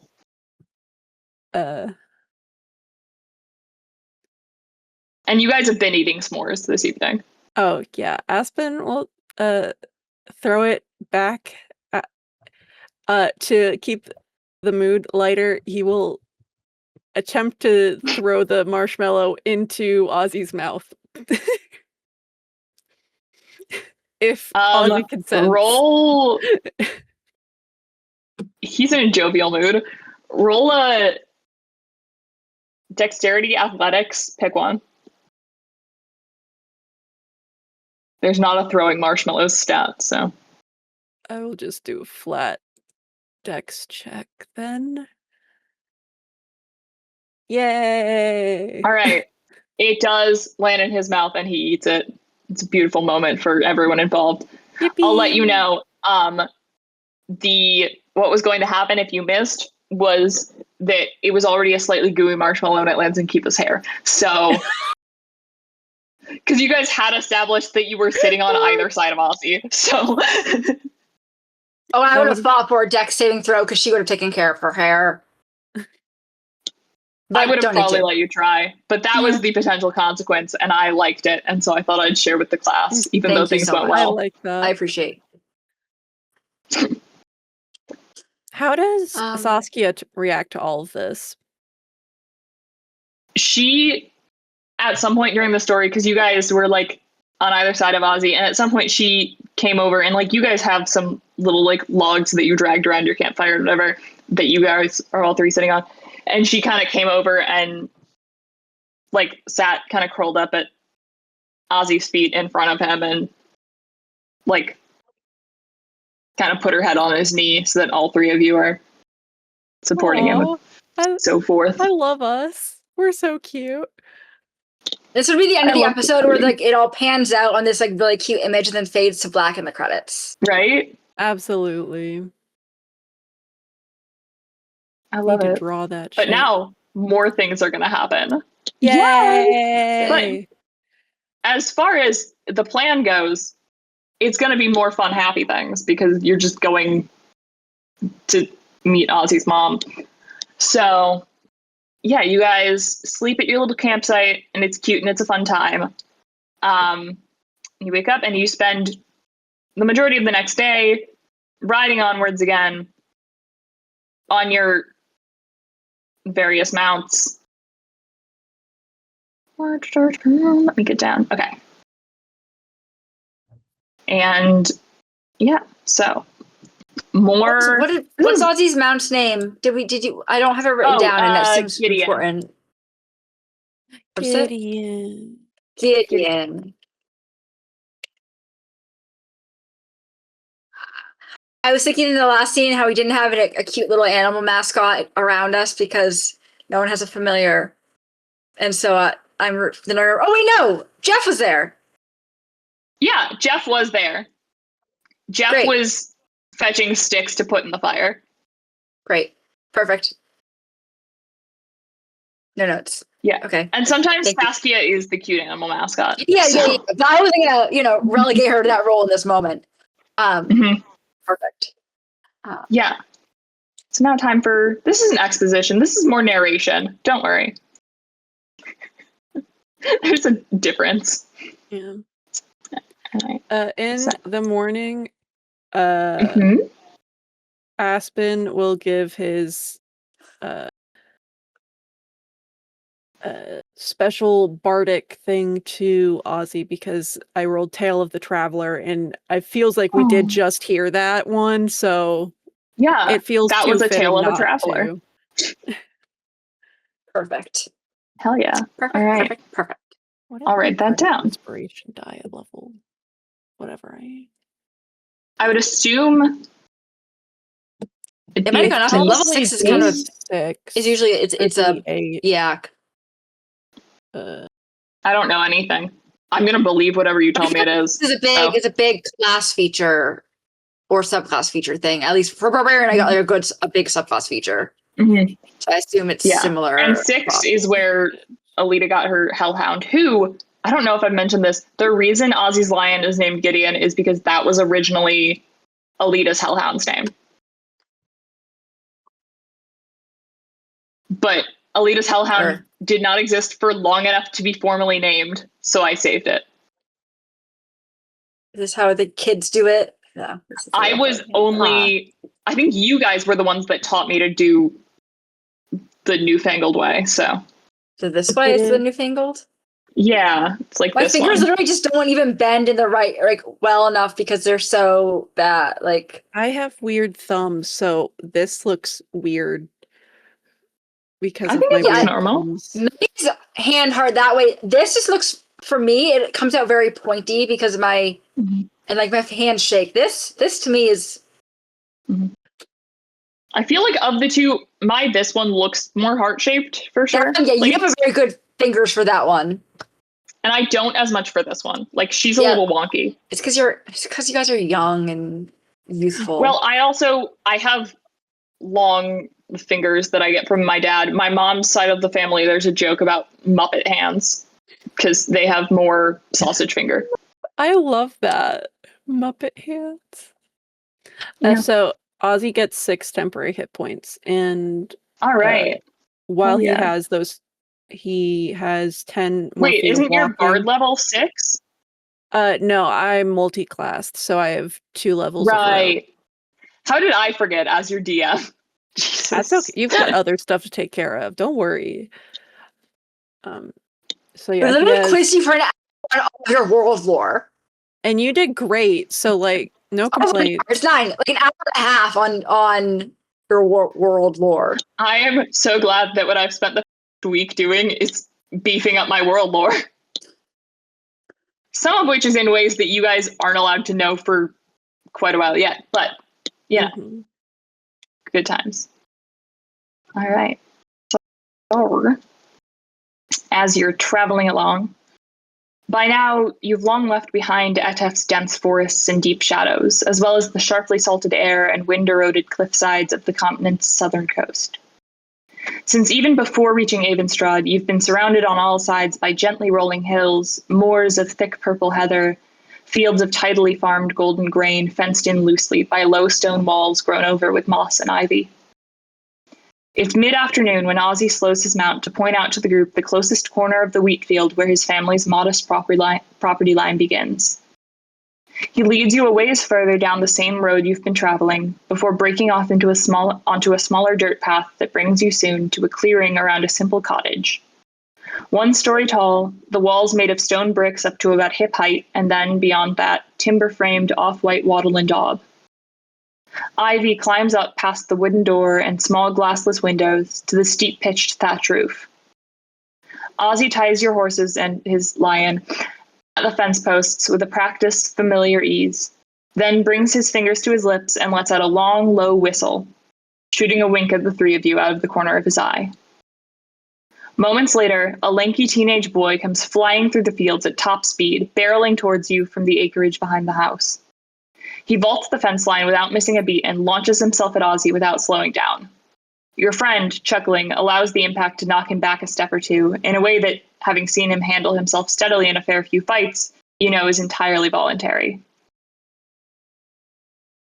The younger boy is gangly in a way that Ozzy certainly isn't, but they both have the same messy black curls and lopsided grin. The cottage's front door flies open, and a girl of about 12 comes running out, barefoot, and launches herself directly at Ozzy as well. He catches her, holding her easily at his hip like she's no more than a toddler. A woman appears in the doorway, one hand on her hip, the other tucking stray hairs back into the practical bun at the nape of her neck, and looks on at her 3 children embracing with the same amused twinkle in her eyes as you've seen in Ozzy's before.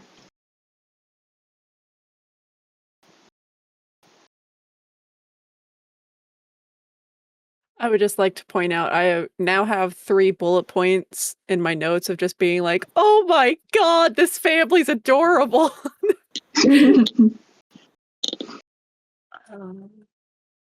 Has Ozzy ever mentioned siblings to us? Not explicitly, but I mean, he's mentioned his family in a kind of plural way where it sounded like it probably was not just him and his mom still at home. But he's not explicitly mentioned siblings.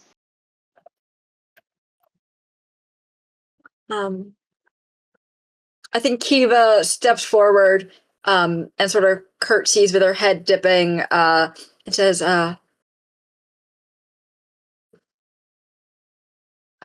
a pleasure to make your acquaintance. And just sort of does that, kind of waiting for Ozzy to otherwise introduce us, or... Yeah. Ozzy is chuckling a little at you doing that, and his But it's like, it's your dog. She kind of has to speak first because she's loyal. No, he's chuckling in a like, I love my silly friends who are so formal and fancy kind of way. And also chuckling because he knows that his mom's response to that is going to be to come over and just gather you up into a hug immediately. The pleasure is all mine. Welcome. I'm Siobhan. I'm Ozzy's mum.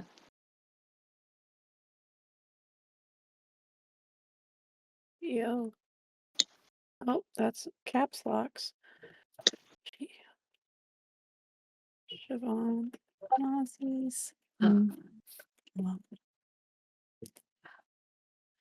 name. That's my favorite cousin's name as well. I'm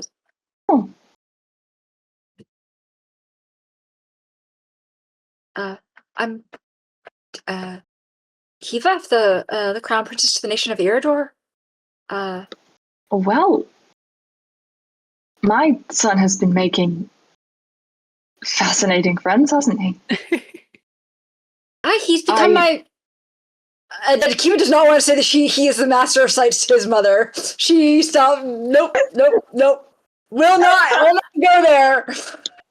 That is so funny. Your son has been helping guard me on my on a royal tour of the continent as part of my retinue. Wow. And then just wants to get out of this thing and yeah. Aspen is the Aspen is the royal Aspen. What title did I give you? Scribe? Yeah, I'm the royal scribe. Or historian? Official royals. Hold They on. all have fancy titles now, if they want I them. have it in my inventory. I know I do. Let's see. Is it trinket? No. Siobhan does also give big, warm, motherly hugs Royal to Scribe Aspen and Saskia, who Saskia does tear up a little when she gets her big mom hug. Does Saskia have any younger siblings? I don't think you guys have had sibling conversations amongst the four of you at all, because I would remember, because Aspen's part would have taken 10 minutes. Well, Aspen has. We have Aspen. We've learned some of. Yeah. Okay. Share because my sister and brother is training with whatever. So okay. Saskia has also not explicitly mentioned siblings, but has not explicitly mentioned being an only child. I'm trying to wrap my head around how would a youngest child react to young children? And I don't know. Do they seem like cool teen and tween, or do they seem like? Sometimes teenagers are intimidating because they seem really cool, and teenagers are just as scary. One of my are these clients lives with her granddaughter and her teenage daughter, and she scares me. The teenager scares me. Yeah, I mean, so far, most of what you've seen out of these two is just them sprinting to hug their big brother. So, not immediately scary. Neither of them are acting too cool for school, at least yet. Yeah. How old? One was young teen, you said? Yeah, so I have it written down. His brother is, I'll just give you, I'm not going to say looks about, I'm just going to tell you because you'll find out eventually anyway. His brother is 15 and his sister is 12.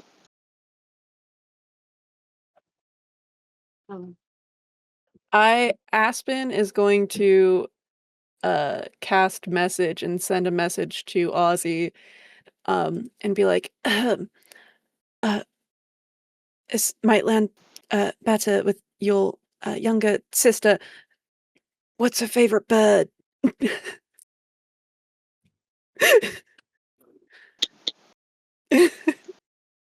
And Ozzy immediately, despite the fact that you were trying to be discreet, he cracks up.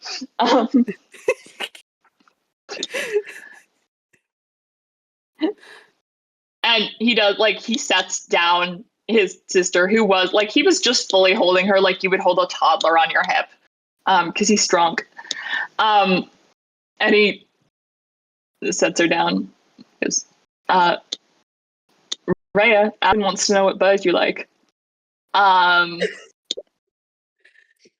kinda- is like, well, no, you weren't supposed to say it out loud. No, I don't look cool anymore. And he kind of nudges the girl in your direction, and she kind of looks up, and she does like, she has kind of a moment of shyness that like, because y'all are strangers, but also you're clearly good friends of her brother, which helps. And she thinks for a second. I like mourning doves. Mourning doves, beautiful birds. And Aspen will take out the staff of bird calls and do like a sweet little cry of a mourning dove for her. She looks delighted.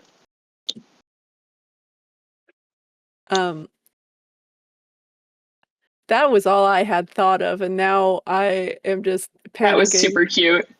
You have 1 point with this 12-year-old. Yes.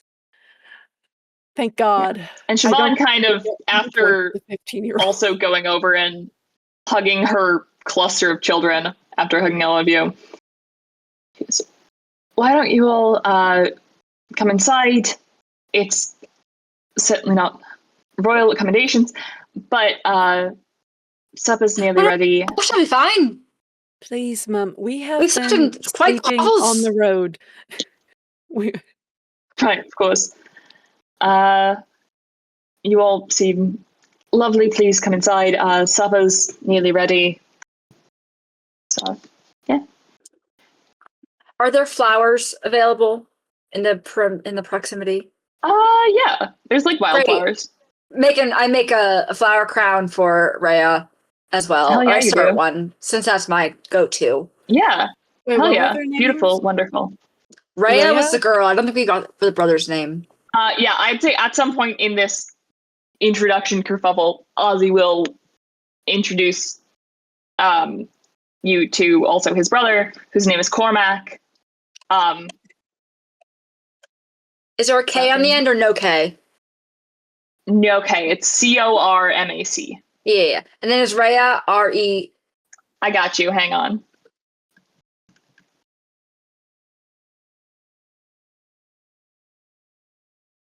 Oh. You know, I literally wrote 2 different spelling options, neither one. So it goes.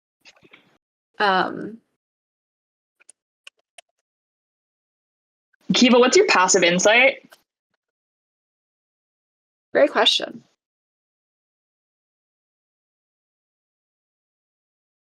$12. Okay, and what's your passive perception? Because honestly, either of these could be the vibe. Teen. What teen? 15. Okay. I was making sure I heard all the numbers. Yeah, so you do notice as you're making the flower crown and when you like present it to Rhea, Cormac was the entire time like watching, pretending not to watch, interested. Oh, I start a second one immediately. Hell yeah. Then but as soon as I see that they know what I'm doing, I'm like, I ask for their input on like within my skill set to like, if he wants a tiara, great. If he wants like a, one of the more like a more full like kind of like vibe of like the crouch the velvet, or laurels, or like, they're like a more like the really fancy crown that has the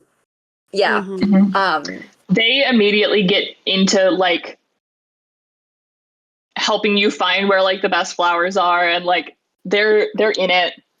Great. And by this time you guys are finding like they are very sweet, polite kids. Great. And they also are both like helping their mom finish making supper and all of it. Great. Yeah. And then after flower crowning the children, you all Important first sit step at down. every stop. Yeah, it's good. It's a good tradition, and I like it. You're sharing crown vibes with everyone you meet. You all sit down to a nice potato and vegetable stew and some bread in Ozzy's home. And once you're inside, it's as modest on the inside as it seemed on the outside. It's basically, like, in terms of function, there are a couple rooms, but there aren't, like, doors between rooms or anything. It's weird pull. Did you guys... Who am I kidding? There's a possibility. There's a probability at least one of you did. Did you guys ever watch the Little House on the Prairie TV show from, like, the 70s? Yeah. Yes. Okay, the vibe is a lot like the first floor of their house. Okay. I don't remember what the house looks like, but I understanding of what like that kind of era of Yeah. Mhm.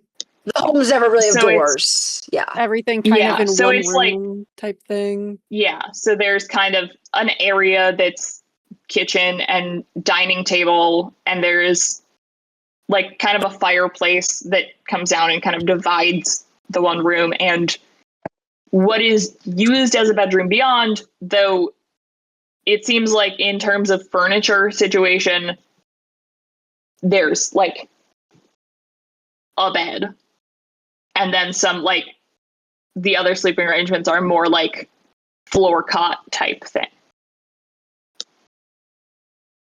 But it's very much for a house that is this kind of like informal, modest, unfinished. It is very much like clean and bright, and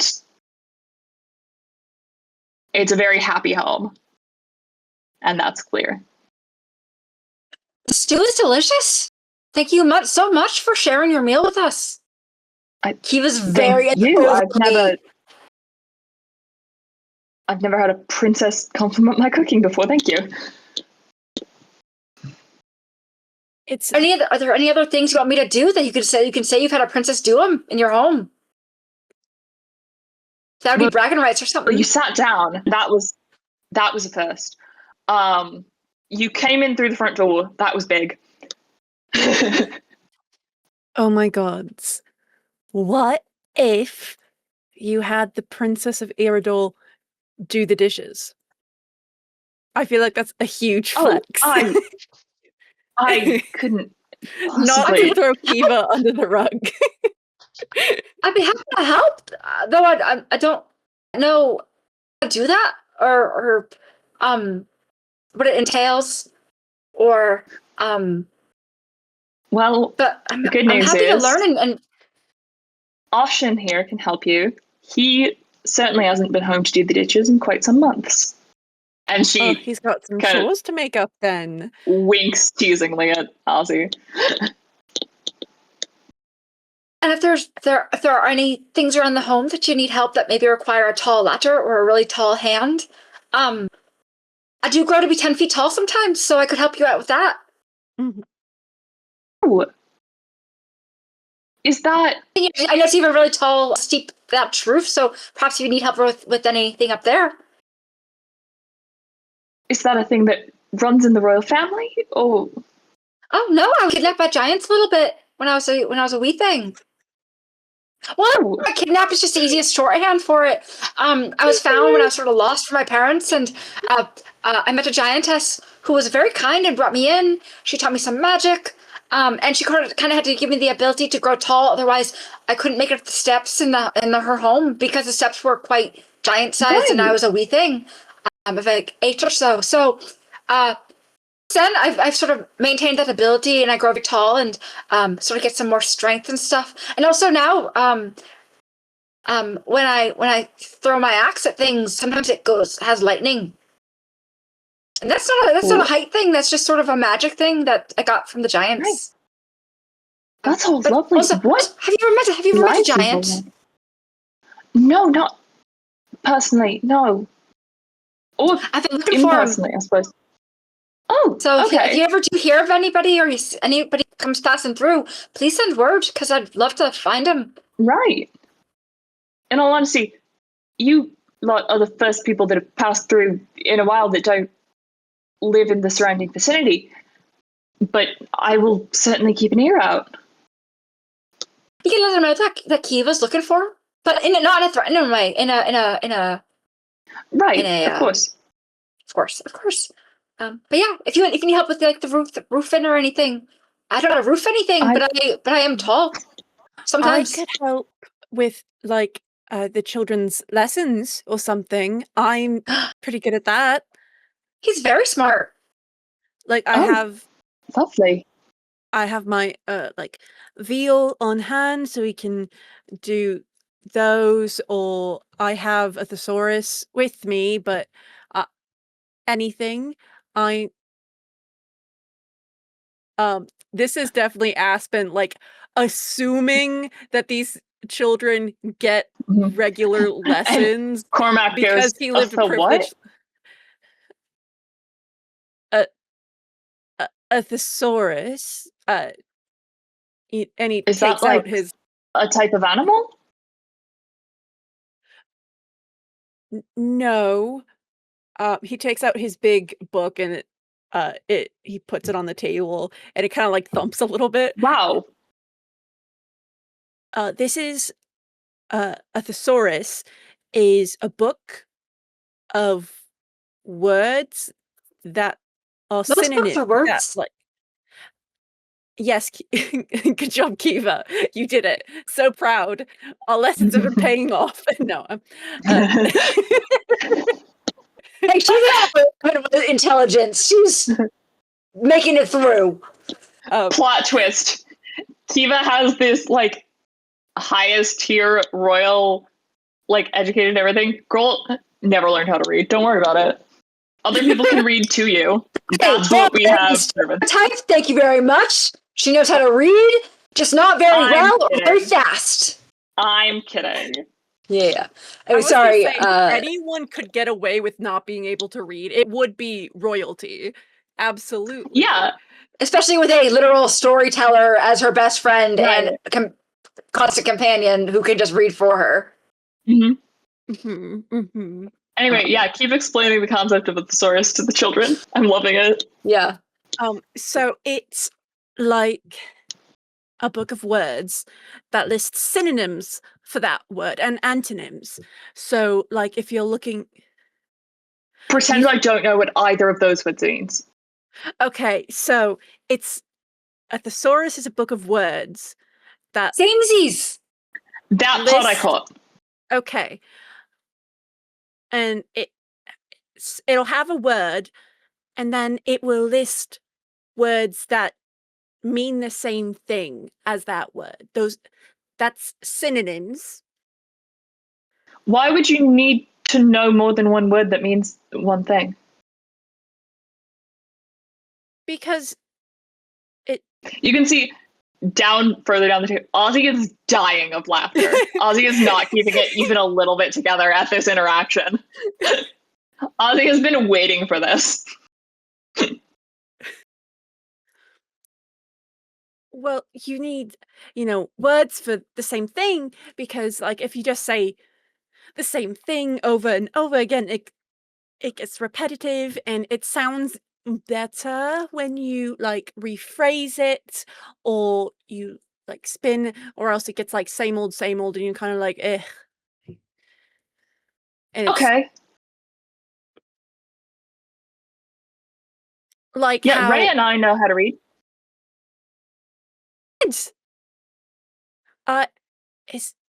Is that not a normal thing? And Ozzy breaks out of his laughing a little bit. Not always know it. It depends. A lot of rich people always do, but I mean, if you're just a farming family, you don't necessarily always need to. But Mum and Dad made sure all of us could read because it gives us more opportunities. Oh my God, I'm so sorry. I had no idea. I mean, it's okay. It's not It's really. like what of like the sheltering and life that we've lived. Like, Yeah. I think Kiva also was like had no concept that people wouldn't know how to read, Especially because the situation in Irador similar. like wildlings like in a Teth, like yeah, like they wouldn't know how to read because this is like not a civilized society, but like they're like eating at chairs and tables and have a house, so like of course they know how to read. Right. It's reasonable that you guys wouldn't have thought about that. Because for you guys, it was such a simple foundational thing that everyone did. Mm-hmm. And like everyone around us knew how to read and like and everything. So absolutely. Yeah. Well, Ozzy can't. Well, Ozzy, can you read? Well, is there a Cormac Braille and Rhea equivalent? immediately dying of laughter. Is And there a Ozzy Braille to some extent. equivalent in I'm this not high world? five to them. Yeah, we're gonna say there's Braille because I am not gonna come up with fantasy Braille. There's Braille. We have Braille. Yeah. Ozzy, do you know how to read Braille? I hadn't really gotten around to it. I've always wanted to learn, but I've never gotten around to it. I think it's so It's only been a few months, remember? 6 months is not a lot of time to learn a new language. A few months is not a long time to learn a new language. Well, it's not learning a new language because it's the same thing. It's just a different way of reading it, like a synonym. I probably could have, if I had wanted to and put a lot of time into it, I probably could have learned by now. I've just mostly spent my time swinging my sword at shit. So, and No, his you mom, did a who very was good job at walking that. behind him, his mom does like playfully swing the tea towel at him for, or it's not a tea towel in this house, the dish towel at him for the curse word. Sorry.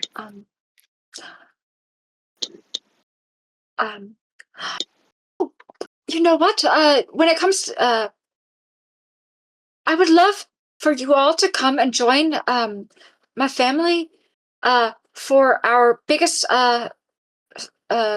festival of the whole year and come next spring. Open mic night. Keeping in mind that we just also invited the False Hydra family to open mic night and said I would promise to send a carriage for them. Didn't we also like make up some sort of like art contest or something? Yes. For Baby absolutely. Sean. Baby Sean won the art contest. Was the only entrant, but won. Right. So we shouldn't. Hey, winning by default is winning. Participate. In the art contest, no, because a 12-year-old against a 5-year-old is not fair. Yeah. And also, Kiva has already picked the winner. He just has to come receive his award. The contest was not necessarily a widely announced contest, but it was a contest that she will make legitimate by the power of her authority as a future monarch. I would love for you all to come and experience Irador's biggest celebration. It's where Aspen and I are from, and it's a great day. It's sort of the first nice day in spring after the winter's cold is gone. We open up all the windows in the castle. A man named Mike does it. That's why we kind of started the name there, and we sort of a celebration and festival that kind of goes through the night. A big lot of fun, and I would love to invite you all to join it and to share my hospitality in the same way you've extended yours to me and mine. That's lovely. We'd be honored. We'll have to see how it lines up with the planting season and all of that. But I'd be happy to compensate you for any lost time in the planting, or if you'd like a plot of land in Irador, that maybe with some of the materials and things. I'm sure we have some lands we can, or if you're skilled with horses, Aspen had the idea that perhaps you could come work out on the horselands, which are sort of I was about to say. I don't mean to overstep. I'm so sorry. I'm so sorry. It's all right. I admittedly don't know many horses. No, I'm not offended at all. I'm just sort of surprised, flattered. I mean, I think, and she kind of like thinks about it for a second.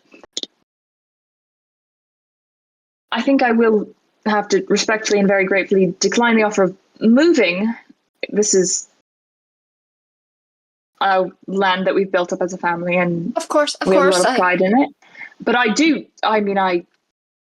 don't know how to express how much I appreciate the offer. Maybe I need that thesaurus. Thank you so much. Can I retcon having asked Ozzy for an estimate of what his father's wages were in the mine? I don't would think be in the you. mines. Oh no, you're saying you did ask. Okay. I'm saying, can I retroactively have established that I asked that at some point? I'm not asking in front of his mother. Yeah. I thought you were saying, can I not have it? I was like, good news, you didn't. Well, no, yeah. He, and I'm not going to make up exactly the thing. I don't know. Is it a number that I can reasonably offer as a annual salary to Ozzy's family and allow his father to come home in this moment from the royal coffers? I will say, if you had been asking about that, and when he was saying, like, talk to my dad, I think he would have said, like, or I think, because he hadn't mentioned the siblings, I think at some point when you guys were, like, making flower crowns, hiding inside, whatever, he probably would have quickly said to you, maybe any conversations about moving people around, and especially about moving dad anywhere, maybe not in front of the kids, just so they don't get attached to anything. Yes, okay, good. I have offered do you want a house in Irador? Yes. and land in Irador. He didn't say not to do that. He didn't say not to do that. Yeah. So I will bookmark the other thoughts that are running through Kiva's head right in this moment for after the children have gone to bed. Mm-hmm. Or we are separate, or I am separately with his mother. Mm-hmm. Actually, can I ask Siobhan to can I ask her to teach me how to do the dishes? Like, and then in an area that is out of earshot from the children? Yeah. Yeah, and I'll say, once you guys are, like, finished and you're doing that, I think that Ozzy stays with you guys to do the dishes because his mom said he had to. And Aspen is Cormac and Rhea, exacerbatedly, like, trying to explain synonyms and antonyms and parts of speech. Yeah. Cormac and Rhea take Aspen and Saskia out to, like, show them around the farmland and be like, this is our field of wheat. And, like, they're trying to be so, like, adult, taking you on a tour.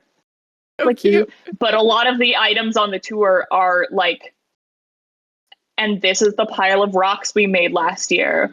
And this, like, and this is where you get, and this is where you can dig up, like, the best mud if you want to make, like, mud sculptures.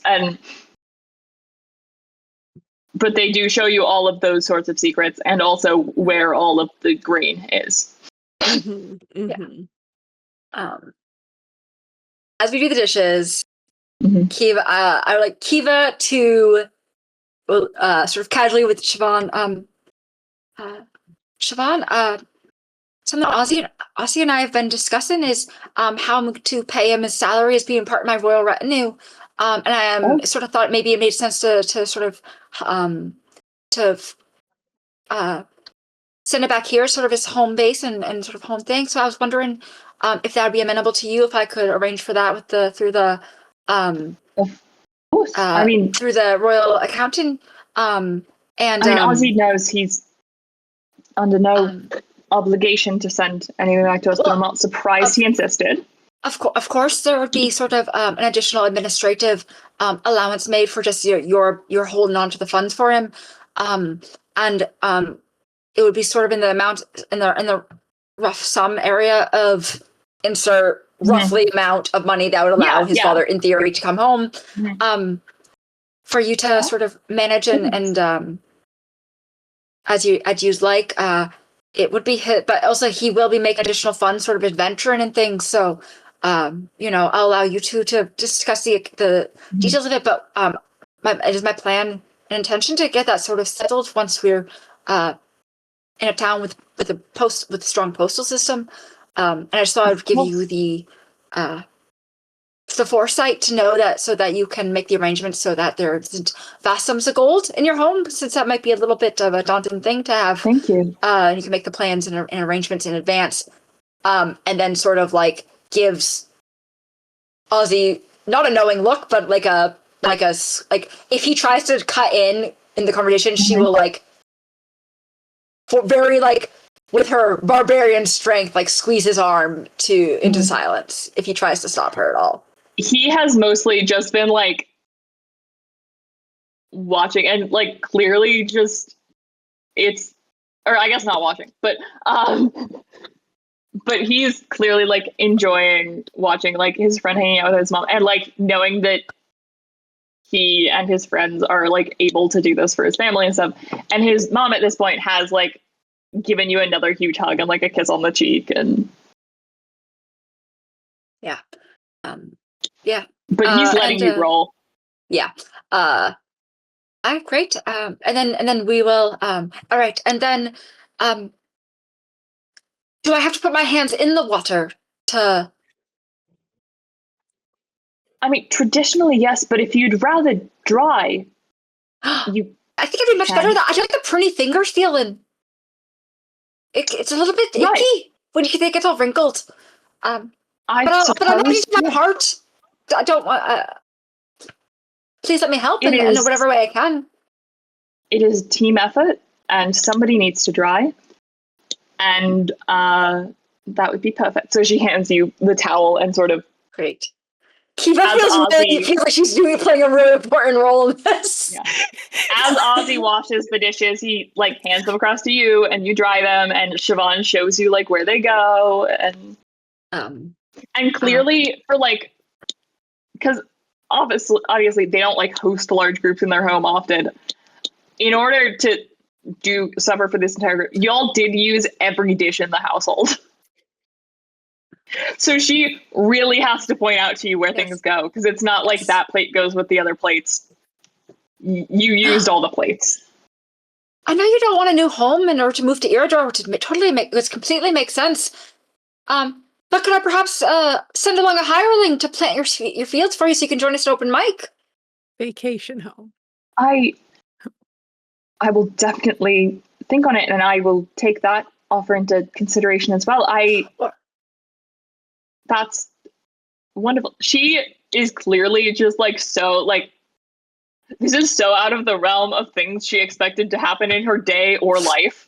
She didn't even know her son was coming home today, let alone with the princess of Irador. Or if there's a boring season, I don't know, a not busy season, maybe perhaps you could come down to the summer cottage, which we're having renovated, so maybe it'll be a bit time before that. But yeah, I've only known Ozzy for a short while, but he's really been such a valuable friend to me that his family feels like my own in many ways, even though we've just met you. So I'd love to support him in the ways he's supported me. Like weeks at this point, right? Yeah. A while, yeah. I haven't been keeping perfect track. I was initially, and then I said no. But yeah, and then at some point we'll also be like tearing up, and she stops to give Ozzy a hug and like tell him how proud of him she is. And she's just like, this is honestly best day as a mom that she's had. Great. And later we'll be like to Aspen and Saskia. So I did offer Ozzy at some point whenever we later rejoin. I do imagine that they showed Aspen where they make, what was it, like mud sculptures? It's the best spot to dig up mud if you want to really do anything with mud.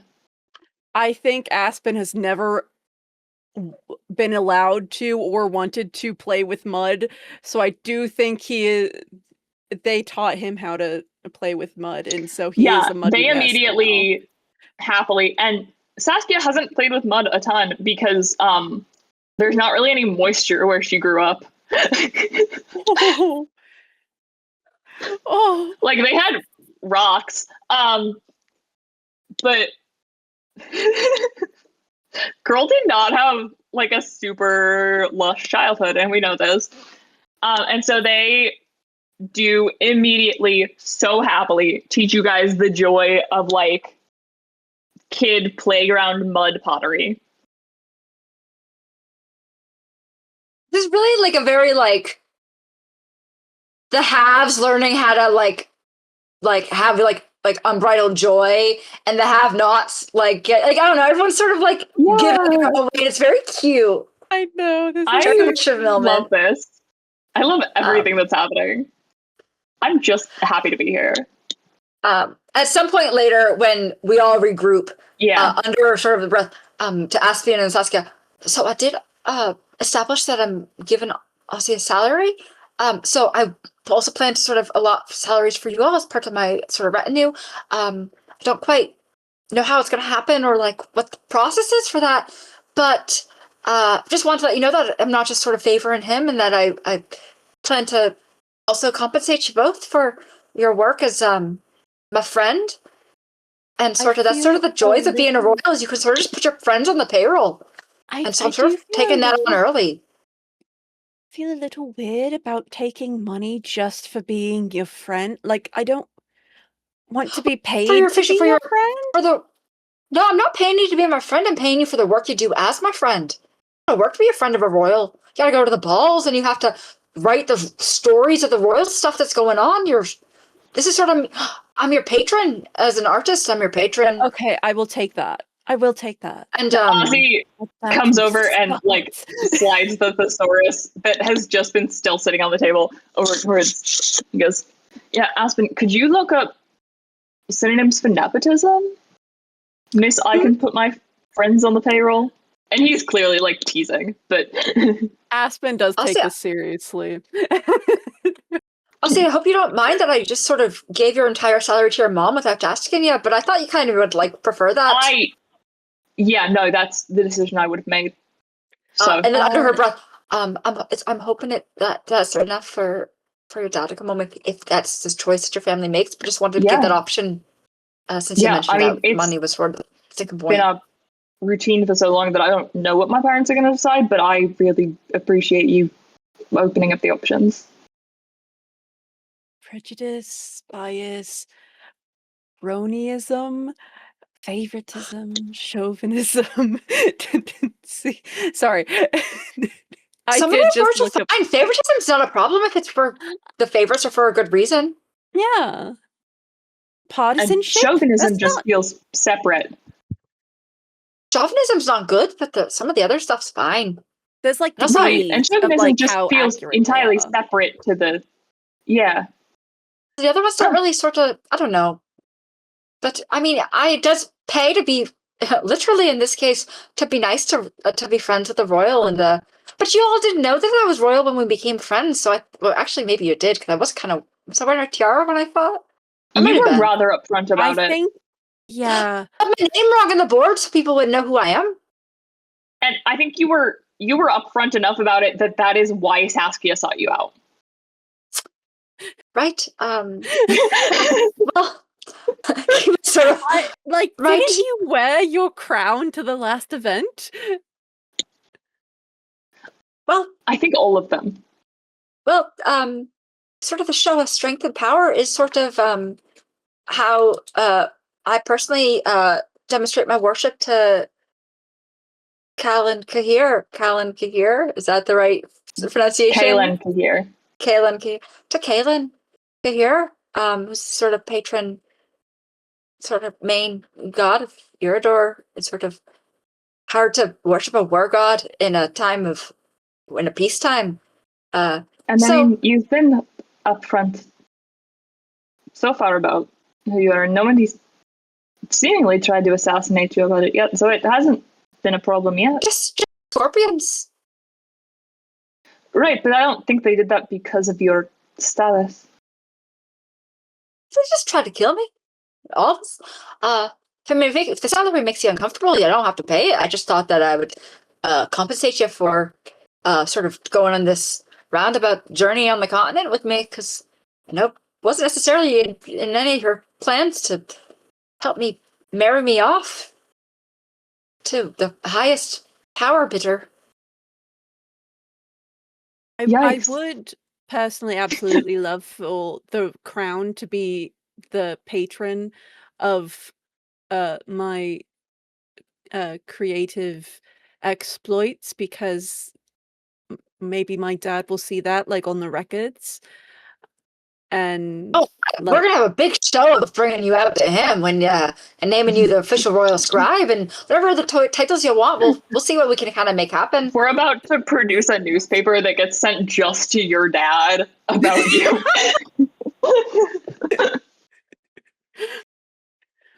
All articles written by Aspen under different pen names or anagrams of Aspen's names. Absolutely, yes.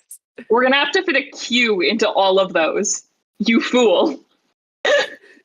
Quentin, Win. I'm just saying. I'm just being silly. Two. Quaspin.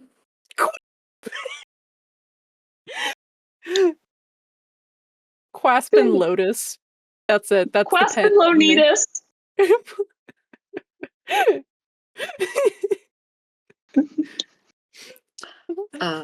And Saskia, I don't know if gold necessarily is most valuable to send, if that helps to sending it back to your hometown. Oh, we're not really going to be safely able to send things back just yet, but I figured that at least it'll help, and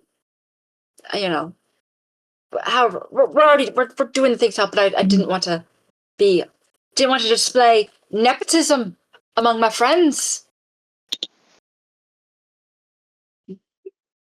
And she like stares at Ozzy for being a dick about it before. Although to be quite fair, Ozzy has no idea you're staring at him in particular. To be quite fair to you, Kiva, this isn't exactly nepotism, because it's not like you only show this sort of generosity towards us. Like, right, you are just kind of like this.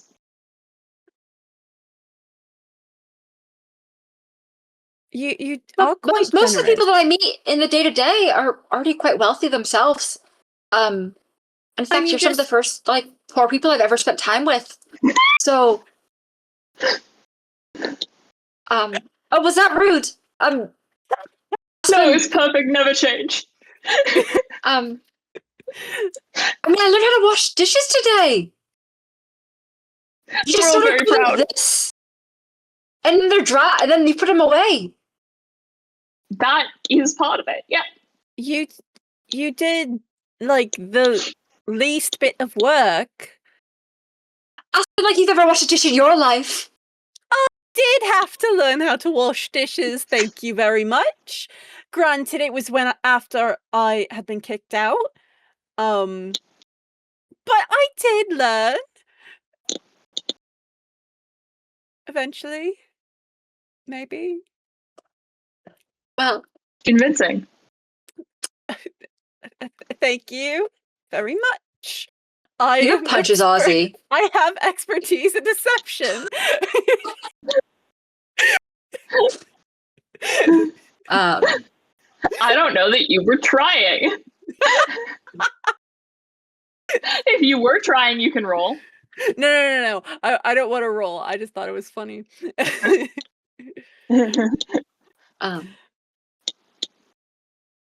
But yeah. Where do we? So you said there's one bed in their house. So there is one bed, and it other than that, it's floor bedding scenario. That seems to be from what you can surmise. Not that you've had a lot of experience with this sort of housing situation, but y'all are smart enough. You can figure things out. Let's build. You can surmise that especially back in the day, it was probably the grown-ups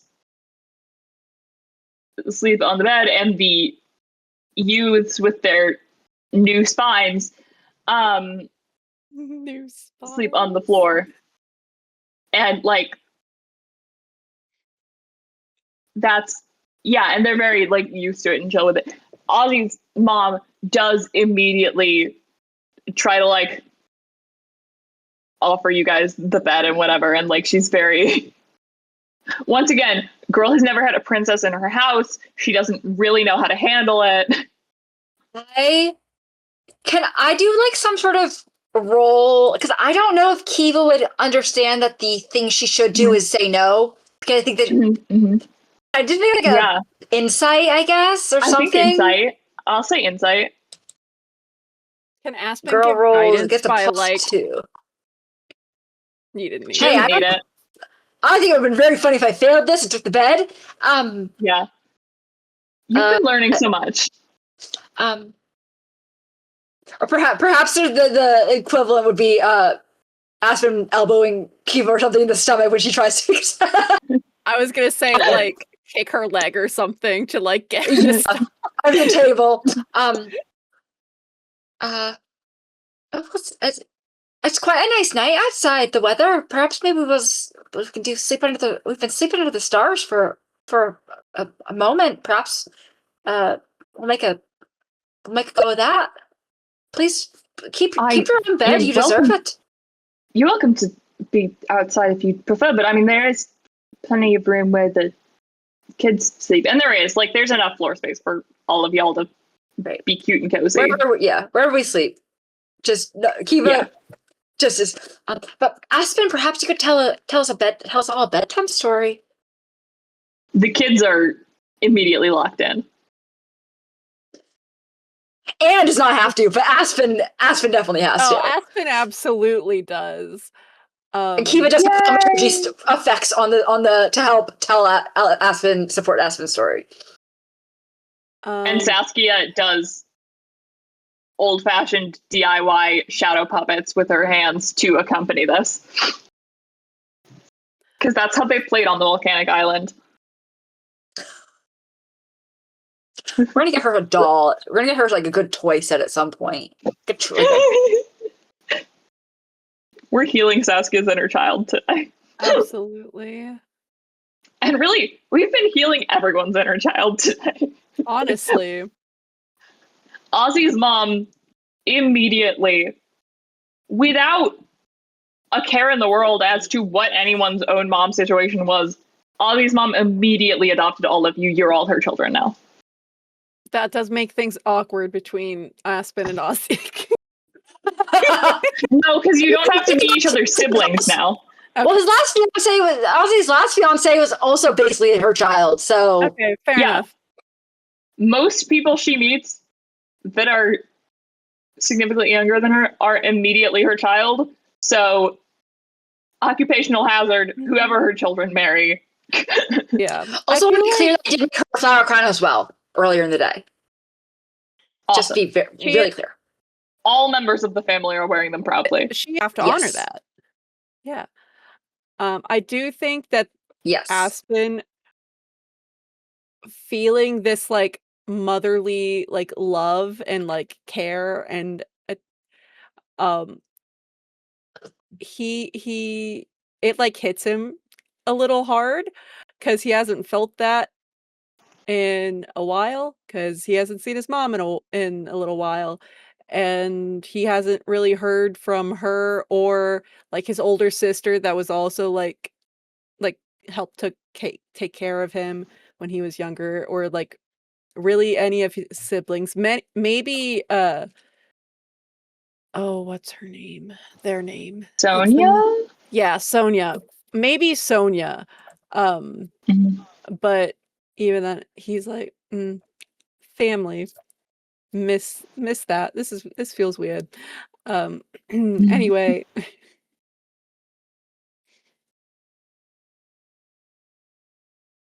Yeah.